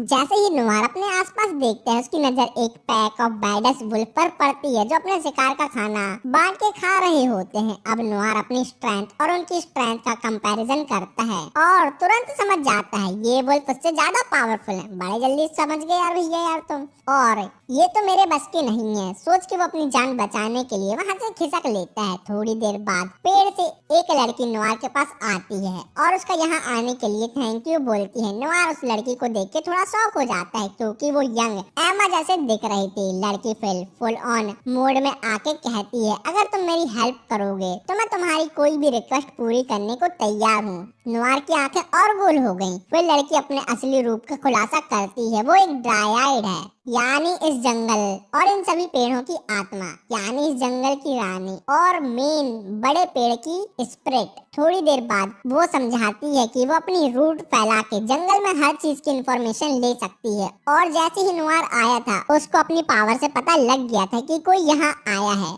लड़की थोड़ा ब्लश करते हुए कन्फेस करती है कि उसने अपना ये अपीयरेंस जानबूझकर लिया है। उसे लगा नोआर को ये लुक पसंद आएगा। नोआर थोड़ी सी ऑकवर्डनेस में ब्लश करके कहता है, देख यार, यंग लड़कियों मेरा कोई इंटरेस्ट नहीं है, और मेन बात तेरे संतरे हैं ना कि तरबूज। उस लड़की का नाम डॉरी है और वो नोआर से मदद मांगती है एक गजब के मॉन्स्टर को हराने में जो उसका माना ड्रेन कर रहा है और उसे कमजोर बना रहा है। बदले में डॉरी प्रॉमिस करती है कि वो नोआर को 2 ट्रेजर चेस्ट की लोकेशन बताएगी और उसे 8 फ्लोर तक गाइड करेगी। नोआर थोड़ा नर्वस होकर मॉन्स्टर के बारे में ज्यादा डिटेल मांगता है और उस डॉरी से कहता है, मैं थोड़ा डरपोक हूँ तो देख लेना भैया, मैं बाद में मना भी कर सकता हूँ। दोनों आखिरकार उस पेड़ तक पहुँच जाते हैं जो डॉरी की असली बॉडी है। वहाँ डॉरी एक्सप्लेन करती है जो मॉन्स्टर उसे नुकसान पहुँचा रहा है वो एक म्यूटेटेड गोल्डन बी है जो उसके फिजिकल फॉर्म को खत्म कर रही है।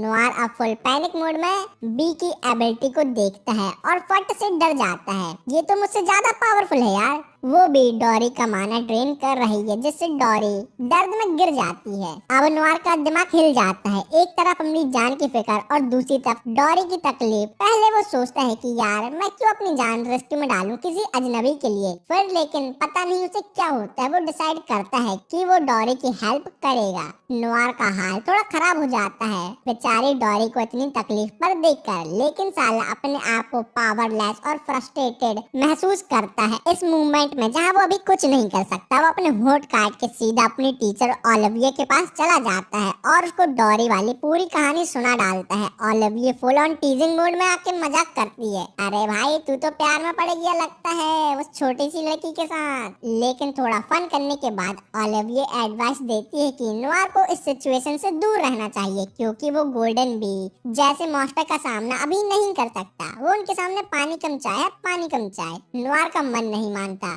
तो ओलिविये थोड़ी हेल्प करने का प्रॉमिस करती है और उसको एक ऑल्टरनेटिव प्लान बताती है जो उसे जीत दिला सकता है बड़े आराम से। नोआर फिर वापस 7th फ्लोर पर जाता है और डॉरी अपनी पावर का इस्तेमाल करके गोल्डन बी का नेस्ट लोकेट करती है। नोआर का प्लान सिंपल था, उसने सोचा वुल्फ को नेस्ट की तरफ अट्रैक्ट करेगा और वो बैटल में उसकी मदद करेंगे। लेकिन ऐसा क्यों करेंगे, ये परफेक्ट प्लान चल रहा होता है। वुल्फ नोआर का पीछा करते हुए पेड़ के पास आ जाते हैं, लेकिन जब वो पेड़ के पास पहुंचता है तो पता चलता है कि वो साली गोल्डन म्यूटेटेड बी फिर से डॉरी का माना ड्रेन कर रही है और डॉरी अभी अनकॉन्शियस पड़ी हुई है, वो भी पेड़ के जस्ट सामने। नोआर का गुस्सा स्काई रॉकेट हो जाता है और वो अपनी तलवार से बी पर अटैक करता है, लेकिन तलवार काम नहीं आती। फिर वो अपनी लाइटनिंग पावर यूज करता है, लेकिन बी तो सारे अटैक डॉज कर लेती थी। अब नोआर का दिमाग में एक नया प्लान का कीड़ा घुस जाता है। वो पहले अपने वाले अटैक को थोड़ा मॉडिफाई करके वुल्फ का एग्रेशन गोल्डन बी की तरफ डाइवर्ट करता है। बदकिस्मती से बी सारे वुल्फ को मार डालती है। ओलिविये का सजेशन याद करके नोआर अपने वाटर एबिलिटी को लाइटनिंग पावर के साथ कंबाइन करता है एक तगड़ा अटैक बनाने के लिए और आखिरकार ये कॉम्बो अटैक काम कर जाता है और वो बी को मार गिराता है। बाद में नोआर डॉरी को अपने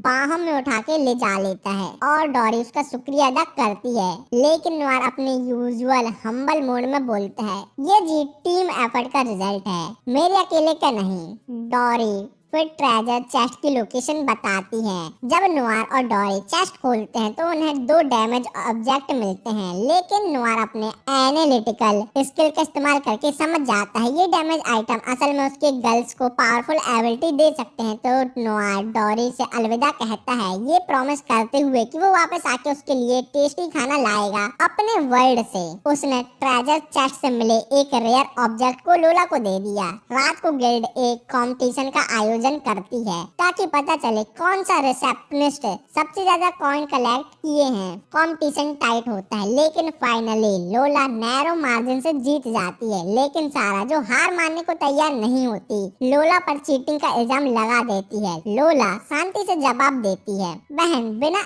एविडेंस के मुझ पर तुम ऐसे इल्जाम नहीं लगा सकती, समझ में आया, नहीं तो पुलिस कंप्लेंट करूं। सारा तो एकदम से चुप हो जाती है और रियलाइज करती है कि लोना का रिस्पॉन्स वैसे ही है जैसा उसने उसे पहले दिया था। अब लोला थोड़ा उदास हो जाती है तो नुआ ट्राई करता है उसे कंसोल करने के लिए, लेकिन इससे पहले कि वो कुछ कह सके सारा उसे एक पेपर देती है। नुआ जब उस पेपर को खोलता है तो उसे पता चलता है कि उसमें सारा के घर का एड्रेस है। और अब तो लोला की जेलसी का फ्यूज उड़ जाता है और वो सारा के पीछे लग जाती है गुस्से में कि ये क्या चालू है, मैंने भी कुछ नहीं किया और तुमने कैसे सोच लिया कि तुम कुछ कर सकती हो नोवार के साथ। नोवार ने एमा को एक और आइटम गिफ्ट किया जो उसकी विंड एबिलिटी को एनहांस कर सकता है, जो उसे लेवल 7 के ट्रेजर चेस्ट में मिला था।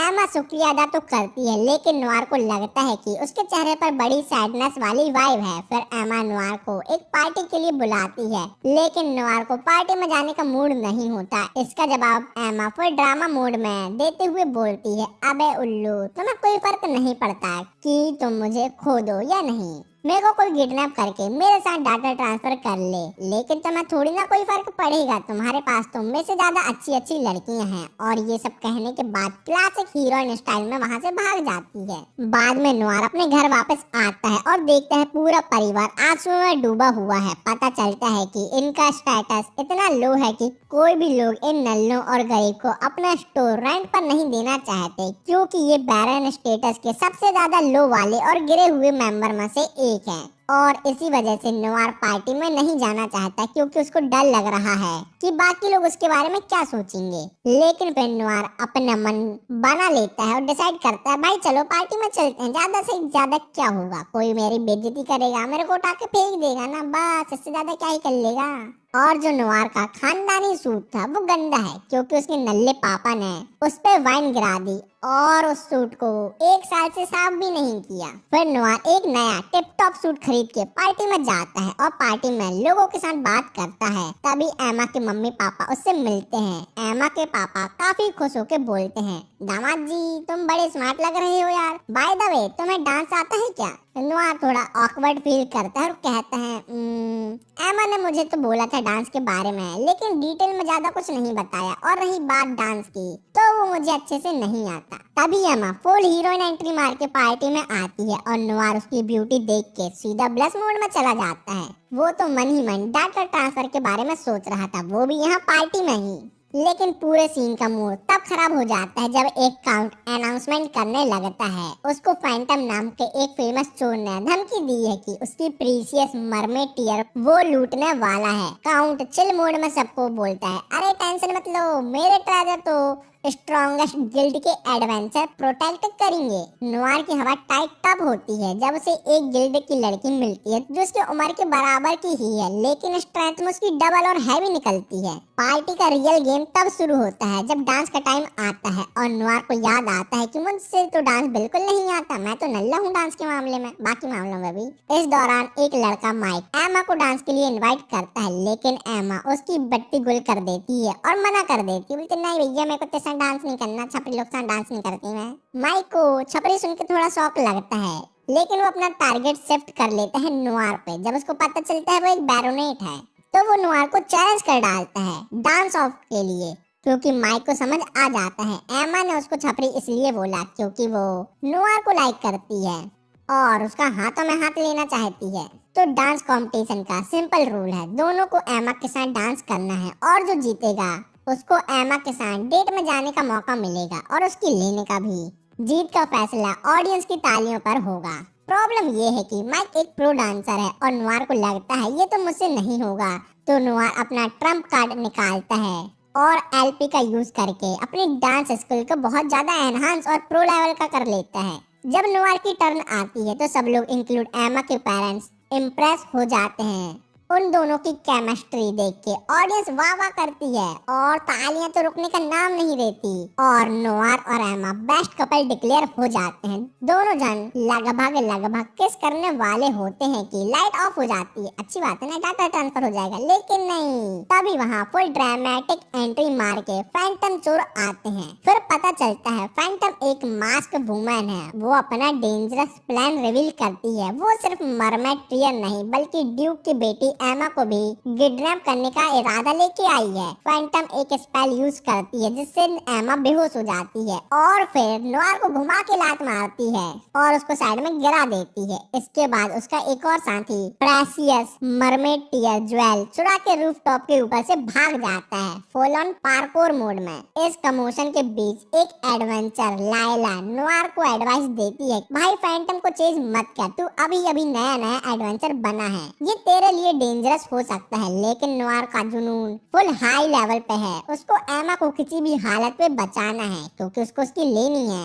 लायला थोड़ा सोचती है लेकिन फिर मान जाती है, बस ये वार्निंग देती है, मेरे रास्ते में मत आना भैया, नहीं तो बहुत मारूंगी। ग्रो फैंटम के पीछे लग जाता है और फाइनली उन लोगों का सामना होता है। फैंटम एक बड़ा सा बर्ड समन करती है जो लायला को फायर से कवर कर लेता है, नल्ली है वो। लेकिन ये सीन नोआर के लिए उतना ज्यादा डेंजरस नहीं है क्योंकि उसने अपनी लाइटनिंग पावर डिस्कवर कर ली है। अपनी एनालिटिकल आई का यूज करके वो फैंटम पर अटैक करता है और लायला फायरबर्ड को डिस्ट्रॉय कर देती है। एमा अभी भी बेहोश थी और नोआर उसके पास दौड़ के जाता है। फिर नोआर लायला पर कॉम्प्लीमेंट करता है, वाह यार तुम तो बड़ा अच्छा लड़ती हो। लायला थोड़ा भाव खाती हुई बोलती है, नहीं इतनी कुछ खास बात नहीं है, मेरे माँ बाप बड़े स्किल एडवेंचर हैं, मैं तो बस सिटी में पढ़ने आई थी लेकिन पता नहीं कैसे वो गिल्ड ज्वाइन कर लिया। नोआर भी अपने आप को थोड़ा कैजुअली इंट्रोड्यूस करता है और बोलता है, मैं ऑर्डन गिल्ड से हूँ। राइवल गिल्ड के बावजूद दोनों अपने बीच दोस्ती का रिश्ता शुरू करते हैं और आगे ये रिश्ता और भी बढ़ सकता है, अब सोच लो तुम लोग। तभी मो गिल्ड का लीडर एंट्री मार के आता है लेकिन नोआर को उसका बिहेवियर थोड़ा अजीब सा लग रहा था, सस्पिशियस वाला। लीडर नोआर और लायला को ग्रेविटी पावर का यूज करके रोकता है। नोआर तभी रियलाइज करता है कि बंदा कुछ ना कुछ तो गड़बड़ है और ये अपना भेष बदल के घूम रहा है। Full Sherlock Holmes mode on करके एक पत्थर मार के वो उसकी इयरिंग गिरा देता है। जैसे ही इयरिंग गिरती है बंदा अपने असली शक्ल दिखाता है और वो असल में लीडर नहीं फैंटम चोर का पार्टनर निकलता है। बंदा फुल विलन वाइब में बोलता है कि उसका प्लान एमा से शादी करना है। नोआर का गुस्सा फुल ऑन हो जाता है, वो गुस्से से बोलता है, तू एमा को लेके सपने में ही रहेगा, ये लड़की मेरे लिए काफी ज्यादा इम्पोर्टेंट है क्योंकि समझ जाओ। फिर एमा को होश आ जाता है, वो फुल हीरोइन मोड में अपनी विंड पावर का यूज करके विलन पर अटैक कर देती है। नोआर भी अपने एक धांसू पंच मारता है और विलन को जमीन पर लेटा देता है और बोलता है, भैया सो जाओ अब तुम गए। फिर बाद में एमा के पेरेंट और काउंट नोआर को फुल तरीके से उसकी तारीफ करते हैं उसकी ब्रेवरी के लिए। वो लोग बोलते हैं, बेटा तुम्हारे लिए रिवॉर्ड रेडी है। और नोआर के फैमिली को एक दुकान की जगह मिल जाती है। नॉट ओनली दैट, रेंट भी इतना कम मिलता है कि उनको तो लगता है कि उनकी लॉटरी लग गई। बताओ ये सब सिर्फ उसके एक नालायक लड़की की वजह से हुआ है जो अब नालायक नहीं रहा। नोआर की मम्मी और बहन अब स्टोर की डेकोरेशन के बारे में सोच रहे हैं जबकि उसका नल्ला पापा क्लीनिंग हैंडल करेगा। एमा नोआर को बोलती है वो भी उसकी हेल्प करना चाहती है लेकिन इधर एलिस को जेलसी का फुल ब्लास्ट होने लगता है जब वो एमा और नोआर को इतना क्लोज और चिपका हुआ देखती है। अगले दिन स्कूल में प्रोफेसर एलेना इंट्रोड्यूस करती है लायला को एज अ न्यू स्टूडेंट जो अभी अभी विदेश से आई है। एलेना ये देख के सरप्राइज होती है कि लायला पहले से ही एमा और नोआर को दोनों को जानती है। प्रोफेसर लायला को फिर उन्हीं दोनों के साथ बैठा देती है, बोलते जानती तो हो तुम उन दोनों को, उन्हीं के साथ बैठ जाऊं। लेकिन इस सब से नोआर के लड़के लोगों की बहुत ही ज्यादा जल जाती है क्योंकि उनको लगता है नोआर की लाइफ में सिर्फ मजे ही मजे हैं। पहले तो उसके पास एक तरफ है एमा और अब आगे दूसरी तरफ नई नई लड़की। बाद में एकेडमी के बच्चे प्रिपेयर होते हैं एक खास आउटडोर ट्रिप के लिए जो है हॉट स्प्रिंग के मजे लेना। जब सब निकलने लगते हैं प्रोफेसर एलेना थोड़ा ज्ञान बताते हुए कहती है, ये जगह जितनी शांत और सुकून भरी दिखती है उतनी है नहीं, यहाँ है एक ट्विस्ट। और वार्निंग देते हुए कहती है, रास्ते में हमारा मॉन्स्टर से सामना हो सकता है। क्लास के कुछ लड़के तो फुल एक्साइटेड हैं एमा को नहाते देखने के लिए। एमा और बाकी लड़कियां नोआर को बोलती हैं, सुनो बाबू ये लड़के जो भी झोल झपाट कर रहे हैं ना, लेकिन इनमें से कोई भी लड़का हमारी बॉडी और हमारी ना देख पाए, तुम देख लो तो चले, लेकिन इनमें से कोई नहीं, समझ जाओ। इस सब की जवाबदारी अब तुम्हारे ऊपर है। जब ग्रो वॉक कर रहा होता है तब एक फेरी आ जाती है जो लड़कियों को बहुत ज्यादा क्यूट लगती है लेकिन नोआर अपनी एनालिटिकल आई से नोटिस करता है ये फेरी वैसे तो सीधी सादी दिखती है लेकिन उतनी है नहीं क्योंकि इसके पास मॉन्स्टर को कंट्रोल करने की ताकत है और ये सबको उल्लू बना सकती है। फेरी बोलती है कि तुम लोग हॉट स्प्रिंग जा रहे हो ना, मेरे पास एक शॉर्टकट रास्ता है जो केव से होते हुए जाता है और सीधा हॉट स्प्रिंग पर निकलता है। बताओ चलोगे? लेकिन केव के अंदर नोआर अपनी तलवार निकाल लेता है। फेरी थोड़ा ड्रामा करती है, बोलती है अरे शॉर्ट क्यों निकाल रही हो, लड़ाई से मेरी फट जाती है। नोआर को कोई फर्क नहीं पड़ता इसकी फटे या 4 हो जाए। नोआर बोलते हैं मैडम जी मेरी भी फटती है ऐसी केव में बिना हथियार घूमने में। नोआर को आगे केव में एक वॉल दिखती है और उसके अंदर रहते हैं बहुत सारे होल और वो समझ जाते हैं आगे कोई ना कोई ट्रैप है। जैसे ही नोआर फेरी का असली प्लान एक्सपोज करता है, फेरी का मास्क उतर जाता है और उसका असली रूप सबके सामने आ जाता है और उसी वक्त होल में से एक आर्मी ऑफ मॉन्स्टर निकलते हैं जो फेरी के कंट्रोल में है, क्योंकि वो मॉन्स्टर को कंट्रोल कर सकती है। ये उसकी स्किल है, मैंने बताया था ना। लेकिन सभी स्टूडेंट फुल जोश में है, लड़कियों को नहाना है और लड़कों को उन्हें नहाते हुए देखना है, इसलिए वो सब फटाफट मॉन्स्टर को मार गिराते हैं। इस इंसिडेंट के बाद प्रोफेसर सबको फिर से ज्ञान पेलने लगती है और बोलती है मैंने बोला था ना ध्यान रखो, ये सब मॉन्स्टर क्यूट हरकतें करते हैं इंसानों को गार्ड डाउन करने के लिए और उन्हें मार डालते हैं। लेकिन कोई बच्चे कोई बात नहीं सुनते। वो लोग फुल एक्साइटेड थे क्योंकि उनको अपनी फाइनल डेस्टिनेशन के पास जाना था और वो वहां पहुंच गए थे। लड़के तो कुछ ज्यादा ही खुश थे, जैसा आपको पता है। ग्रुप फाइनली होटल पहुंचता है जहां ओनर बोलती है मैन और वुमेन अलग अलग बात करेंगे और पहले लड़के नहाएंगे। तो सभी लौंडे लपाड़े प्लानिंग शुरू कर देते हैं कि कैसे लड़कियों को नहाते हुए देखेंगे और मास्क पहनते हैं ताकि कोई भी उन्हें पहचान ना पाए। और ये है उनका फुल प्रूफ प्लान लड़कियों को देखने का। देखो अगर प्लान बनाते तो थोड़ा दिमाग से बनाते। पहली बात तो ऐसा चिल्ला चिल्ला के बोलते नहीं जिससे लड़कियों को तुम्हारे ऊपर शक नहीं होता और धीरे से जाकर देख लेते। लेकिन ये सब है लड़के मंद बुद्धि, क्या कर सकते हैं। सभी लड़के नोआर के पास आते हैं, बोलते भैया तुम भी मास्क पहन लो, तुमको नहीं देखने चलना क्या। नोआर साफ मना कर देता, बोलते भैया मेरे को नहीं देखना, तुम ही लोग देखते रहो, ऐसी गंदी गंदी चीजें मैं नहीं करता, मेरे को तो सामने से मिल जाती ना इसलिए। और वैसे भी नोआर ने लड़कियों से वादा कर चुका है कि वो इन नल्ले लोगों को उनको देखने नहीं देगा। अब सब लड़के नोआर को गद्दार घोषित कर देते हैं और उसका पीछा करने लगते हैं सीधा हॉट स्प्रिंग की तरफ जहाँ लड़कियां नहा रही हैं। लेकिन प्रोफेसर हीरो बन के आती हैं और अर्थ बॉल बनाती हैं जिससे लड़के उसमें जाके क्रैश हो जाते हैं। प्रोफेसर फुल स्वैग में बोलती है अब मुझे कोई रोक नहीं सकता और मेरे से आगे कोई जा नहीं सकता, जाके बता दो तो मान जाऊं। नोआर लड़कों के लीडर को पकड़ लेता है जो फिर अपना दुखड़ा सुनाता है। भाई ने अपनी सारी सेविंग इसलिए उड़ा दी कि वो बॉडी और मसल बनाए क्योंकि उसे सिर्फ अपने क्लासमेट को नहाते हुए देखना है। भाई की डेडिकेशन देख रहे हो, बताओ इतने में तो नई रस्सियां न जाती। जैसे ही वो अपनी ट्रांसफॉर्मेशन दिखाता है वो खुद भी कमेंट करता है देखो भाई कितना हो गया ना हट्टा कट्टा, सब लड़कियां मेरे डोले सोले में फ्लैट हो जाएंगी। नोआर उसे समझाने की कोशिश करता है अरे भाई ये सब जरूरी नहीं है, टाइम आने पर तुम्हें मिल जाएगा, अभी तुम्हारा टाइम नहीं आया। लेकिन लीडर फिर भी अटैक कर देता है। Noir full hero mode on करके उसको पकड़ के धरती पर पटकता है। फिर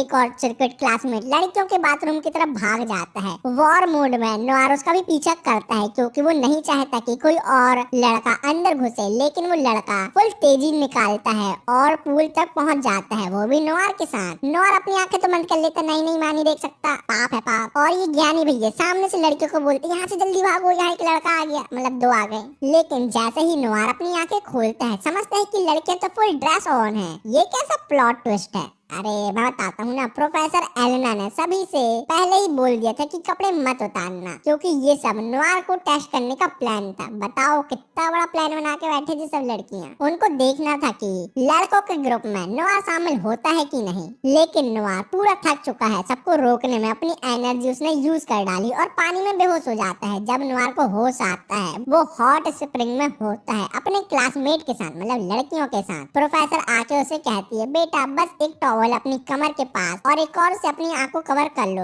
बाकी किसी चीज की टेंशन मत लो, मैंने सभी लॉन्डो को कमरे में लॉक कर दिया है। अब नोआर ने लड़कियों का टेस्ट पास कर लिया है, उसका रिवॉर्ड तो उसको मिलना चाहिए ना। प्रोफेसर एलेना उसको स्पेशल परमिशन देती है कि वो लड़कियों के साथ चिल कर सकता है हॉट स्प्रिंग में। कुछ लड़कियां नोआर को अपने तरबूज के मजे देती हैं जिसमें प्रोफेसर एलेना भी शामिल है। और नोआर अब रियलाइज करता है कि इस सब से उसने 10,000 LP कमा लिए हैं। नेक्स्ट डे नोआर की शॉप ओपनिंग में तीनों लड़कियां वहां आके उसकी मदद करती हैं। फिर नोआर के घर वाले बैठ के दुकान का नाम डिसाइड करते हैं। आखिर में टाइगर सन के सजेस्ट किए हुए नाम स्टार्ड या ऑडिटी सीज पर सब मान गए। सबको लगा ये नाम ज्यादा सही बैठता है दुकान के लिए और दुकान का नाम फैमिली का लास्ट नेम ही होना चाहिए। नोआर के पेरेंट्स और बहन भी आए और वो लोग पैम्पलेट बना रहे थे दुकान का प्रमोशन करने के लिए। ऊपर से टाइगरसन भी बाहर बैठ के दुकान का प्रमोशन करने में बिजी था। जब बहुत सारे लोग कस्टमर बन के दुकान में घुसते हैं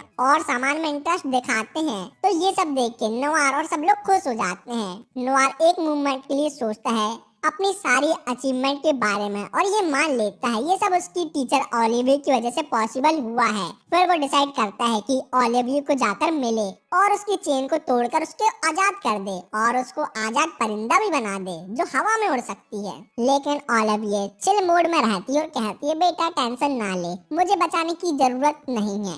लेकिन नोआर जिद्दी है और वो ग्रेट सेज को बुला लेता है पूछने के लिए कि बिना ओलिविया को नुकसान पहुंचाए या मारे उसकी चेन कैसे तोड़े। ग्रेट सेज बताता है एक क्लू मिला है बेटे, उसके लिए तुमको डंजन के 15th फ्लोर पर जाना होगा।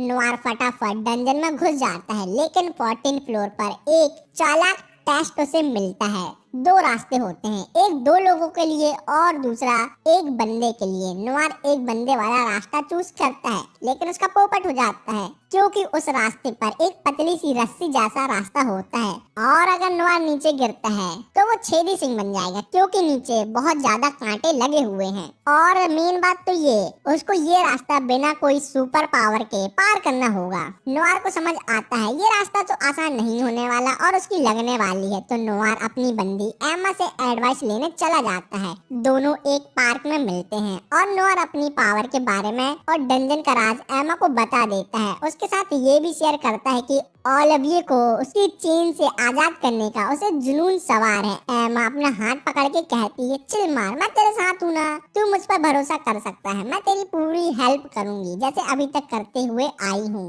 नोआर डिसाइड करता है कि वो एमा को लेके दो बंदे वालों रास्ते पर जाएगा क्योंकि ऐसा लगता है कि वो थोड़ा इजी होगा। जब वो दोनों उस रास्ते से गुजरते हुए एक रूम में घुसते हैं उनका स्वागत छोटे छोटे गॉब्लिन मिलकर करते हैं और डिमांड करते हैं कि अपने हथियार और अपना खाना दे दो।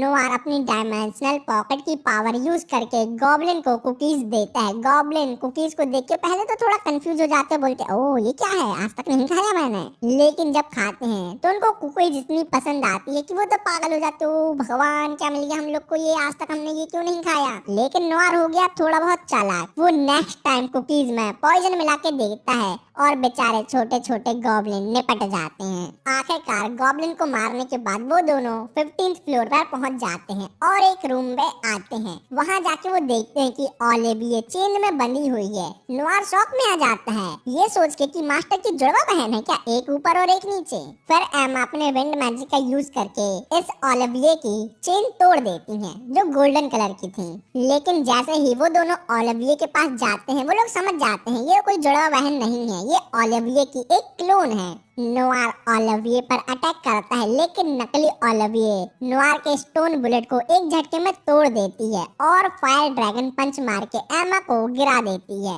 दोनों लोग कुछ करने की कोशिश करते हैं लेकिन कुछ काम नहीं करता। फिर नोआर भगोड़ा बनते हुए पोर्टल बना के वहाँ से भाग जाता है। फिर नोआर और एमा वापस अपने असली टीचर के पास आते हैं जो है असली ओलिविया। जब ओलिविया एमा को देखती है तो वो थोड़ा जेलस होती है। नोआर दोनों को इंट्रोड्यूस करता है और बताते हैं कि ये जो ओलिविया दिख रही है वो है असली ओलिविया और जो हमें नीचे मिली थी वो थी नकली ओलिविया। एमा बहुत स्मार्ट बनते हुए बोलती है और पूछती है ओलिविया क्या तुम्हारा कोई वीक स्पॉट है जिससे हम नकली ओलिविया से लड़ाई जीत सकते हैं। ओलिविया थोड़ी मस्तियाँ मारते हुए कहती है अरे ये तो मैं नहीं बताने वाली क्योंकि तेरा दिल मेरे दिल से बहुत बड़ा है। लेकिन पर हंस के बोलते मैं तो मजाक कर रही थी, तो मैं अपनी जान रिस्क पे डालने की जरूरत नहीं है, वो भी मेरे लिए। फिर नोआर थोड़ा सैंटी हो जाता है और ओलिविया से पूछता है तुम मेरे साथ इतनी अच्छी क्यों हो, मैं तो तुमको जानता भी नहीं था लेकिन तुमने मुझे अपनी पावर पहली ही मुलाकात में दे दी। लेकिन मैंने तुम्हारे लिए अभी तक कुछ भी नहीं किया, अभी तक मैंने तुम्हारी जान भी नहीं बचाई।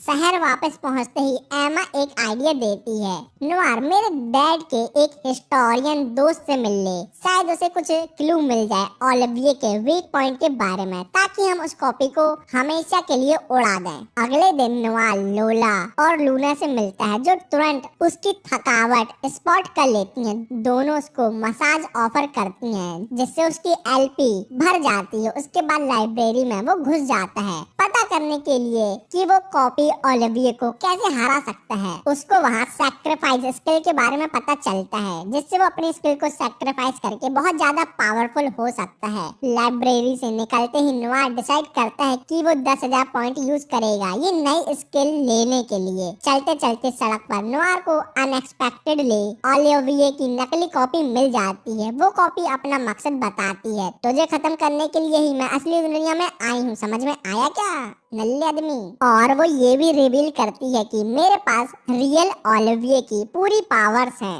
और वो ये भी बताती है कि वो असली ओलिविये को बहुत ज्यादा दर्द देती है। ये सुन के नोआर का खून खौलता है। वो अपनी सैक्रिफाइस पावर का यूज करके अपनी दूसरी एबिलिटी ट्रेड करता है ताकि एक्स्ट्रा स्ट्रेंथ मिल पाए। फिर एक बड़ा सा लाइटनिंग बोल्ट फेंकता है उस कॉपी पर, लेकिन वो इजीली डॉज कर लेती है।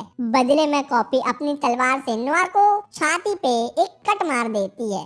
जैसे ही वो धीरे धीरे नोआर की तरफ आगे बढ़ती है अपना फाइनल अटैक करने के लिए, और नोआर भैया को समझ में नहीं आता कि वो बचने के लिए क्या करें। असली ओलिविये को डंजन में एहसास हो जाता है कि नोआर मरने वाला है, लेकिन वो कहती है नोआर अभी नहीं मरो। उसी टाइम ओलिविये को 200 साल पुरानी अपनी एक मेमोरी याद आती है, जब एक छोटे लड़के ने जो नोआर की तरह ही दिखता था बार बार उसे टीचर बनने के लिए कहा था, लेकिन ओलिविये ने हर बार उसे मना कर दिया था। बोलते मैंने शिकारी तेरे को भाग इधर से। जैसे जैसे वक्त गुजरता रहा ओलिविये उसकी डेडिकेशन देखकर उससे धीरे धीरे अटैच हो गए, लेकिन फिर एक दिन ट्रेजेडी हो गई जब उसने सुना कि वो लड़का मारा गया, वो भी अपनी बहन को बचाने के लिए। वो भी ओलिविये से मिली हुई नॉलेज से उसने गोलम से लड़ाई की थी, लेकिन हारा गया। ओलिविये का ये सोचकर ही दिल टूट गया कि वो मारा गया है। ओलिविये उसकी कबर पर गई और बहुत ज्यादा रोई, ये सोचकर कि अगर उसने उस लड़के को अच्छे से सब कुछ सिखाया होता तो शायद तक आज वो उसके सामने जिंदा खड़ा होता। फिर 200 साल तक डंजन में बंद रहने के बाद ओलिविये की जिंदगी तब बदली जब नोआर आया, जो सेम टू सेम उसी लड़के के जैसे दिखता था जो 200 साल पहले मारा गया था। ओलिविये के मन में बहुत गिल्ट था। पहले मुलाकात में ओलिविये ने नोआर को अपनी पूरी पावर दे दी, बस ये सोचकर कि क्या पता आगे जाके ये लड़का भी पहले वाले लड़के के जैसे निपट जाए। इसलिए वो जबरदस्ती उसकी मास्टर बन गई। प्रेजेंट में नोआर का मौत उसके आगे खड़ी थी जब कॉपी उस पर हमला करने ही वाली थी, लेकिन पता नहीं कहां से एमा बीच में आती है। एक धमाकेदार किक उसको मारती है। लोला और लूना ये सब देखकर शॉक है। नोआर को देख के लूना परेशान हो जाती है और हीलिंग शॉट उस पर फायर करती है। लायला भी आती है डिक्लेयर करते हुए कि मैं नहीं चाहती कि नोआर अकेले ये सब फेस करे। वो उसे अपना दोस्त और राइवल दोनों के रूप में देखती है और पति के रूप में भी। नोआर उन्हें कॉपी की ताकत के बारे में बताता है। बोलते बेटी लोग बहुत ही ज्यादा स्ट्रॉन्ग है, मार मार के लाल कर देगी, भग जाओ इधर से। लेकिन लड़कियां मदद करने के लिए फुल ऑन तैयार थीं, क्योंकि नोआर ने उन सब की कभी न कभी मदद की थी। सभी लड़कियां अपना अटैक कॉपी पर लॉन्च करती हैं, पर कॉपी तो एकदम पावर पैक इंसान है, वो जीत जाती इन सबसे। नोआर को अब याद आता है वो अभी तक पहले के अटैक से रिकवर नहीं हुआ। लूना की हीलिंग एबिलिटी घंटा कोई काम नहीं आई। जैसे ही कॉपी एमा की तरफ बढ़ती है, लोला बैरल उठा उठा के उसके ऊपर मारती है, लेकिन कॉपी एक बैरल को आसानी से वापस कर देती। ले बहन तू ही रख ले।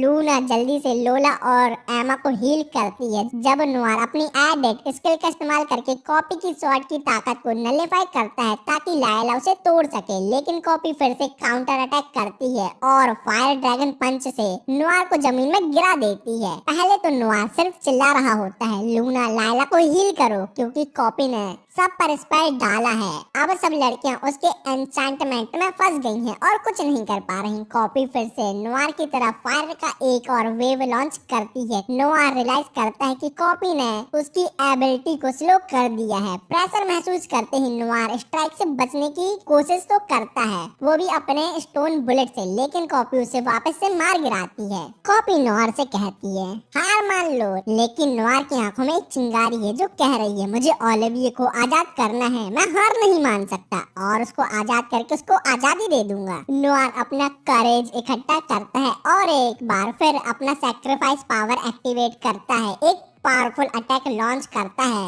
कॉपी के खिलाफ और पहली बार उसे खुद को डेंजर महसूस होता है, लेकिन ओ नो उसकी स्ट्राइक का कोई असर नहीं होता, क्योंकि कॉपी की स्किल तो है बिल्कुल बैल बुद्धि जैसे, मतलब बहुत ही ज्यादा टफ है। कॉपी बहुत सारे अटैक चालू करती है, बार बार नोआर को मारती है और आसमान में उड़ा देती है। और तब copy massive fire dragon attack करती है। नोआर हैरान है उसकी एंडलेस एनर्जी देखकर। क्लोन चिल्लाती है, नोआर तुम मरने वाले हो। उस क्रिटिकल मूवमेंट में नोआर की याद में उन सब लड़कियों की तस्वीर आती है जो उस पर प्रोटेक्ट करने का भरोसा करती हैं। नोआर अपनी ताकत इकट्ठा करता है और वो खुद को संभालते हुए खड़ा होता है। अपनी स्वॉर्ड को उठाकर वो फायर ड्रैगन को एक ही झटके में बीच से काट देता है और अपनी तलवार को कॉपी के सर में मार देता है। तब ये पता चलता है कि कॉपी का असल रूप एक मैजिकल चेन है जो ओलिविये को बंदी बनाकर रखती थी। नोआर, मैं तुम्हें मारना चाहती थी लेकिन मर गई, ये बोलती है कॉपी डिस्ट्रॉय हो जाती है। नोआर अब थकावट से भरा हुआ है और वो घुटनों के बल गिर जाता है क्योंकि उसने इस बैटल में अपनी ऑलमोस्ट सारी एलपी खत्म कर दी है। लेकिन जब लड़कियां उसको हक करती हैं तो उसकी एनर्जी वापस रिफिल हो जाती है। मॉर्टल चेन को तोड़ने के बाद नोआर जल्दी से ओलिविये के पास जाता है। ओलिविये अब आजाद है और डंजन से बाहर आके पहली बार 200 सालों में सनराइज को देखती है। वो खुशी से कहती है, मैं आजाद हो गई, अब मैं आजाद परिंदा हूँ, कहीं भी उड़ सकती हूँ।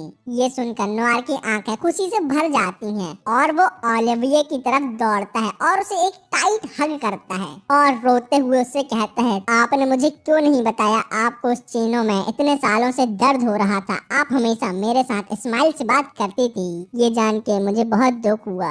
ओलिविये मुस्कुराते हुए कहती है, मैं नहीं चाहती थी तुम्हें कोई बर्डन फील हो। वो नोआर की तरफ देखकर शुक्रिया अदा करती है, अगर तुम नहीं होते छोटे बालक तो मैं हमेशा के लिए उस लीचर डंजन में अकेले फंसी रहती। इस सबसे नोआर बहुत ही इमोशनल हो जाता और कहता है, तुमसे मिलकर मेरी जिंदगी पूरी तरीके से बदल गई, तुम नहीं होती तो मेरा क्या होता, मैं अभी भी एक नल्ला बैरोनेट का लड़का होता। कुछ दिनों बाद दोनों डंजन के दरवाजे के सामने खड़े हैं। नोआर अपनी विश शेयर करता है, मुझे 15 फ्लोर कंप्लीट करके आगे बढ़ना है और बहुत ज्यादा स्ट्रांग होना है जो आपको और सभी लोगों को प्रोटेक्ट कर सके। ओलिविये कहती है, अगर तुम इस डंजन के 100th फ्लोर को पार कर लेते हो तो तुम मेरे जितने स्ट्रांग हो सकते हो। ये कहकर ओलिविये बाहर ही रुकती है और नोआर डंजन का बड़ा सा दरवाजा खोलता है और तैयार है एक और नए एडवेंचर के लिए। और यहाँ ही ये सीजन खत्म होता है, इसका कोई भी सीजन 2 नहीं है तो मैं वीडियो नहीं बना सकता। वीडियो कैसे लगी कमेंट करके बता देना। सब्सक्राइब करना है करो, नहीं करना नहीं करो। और क्या बोल दूं मैं, बाय।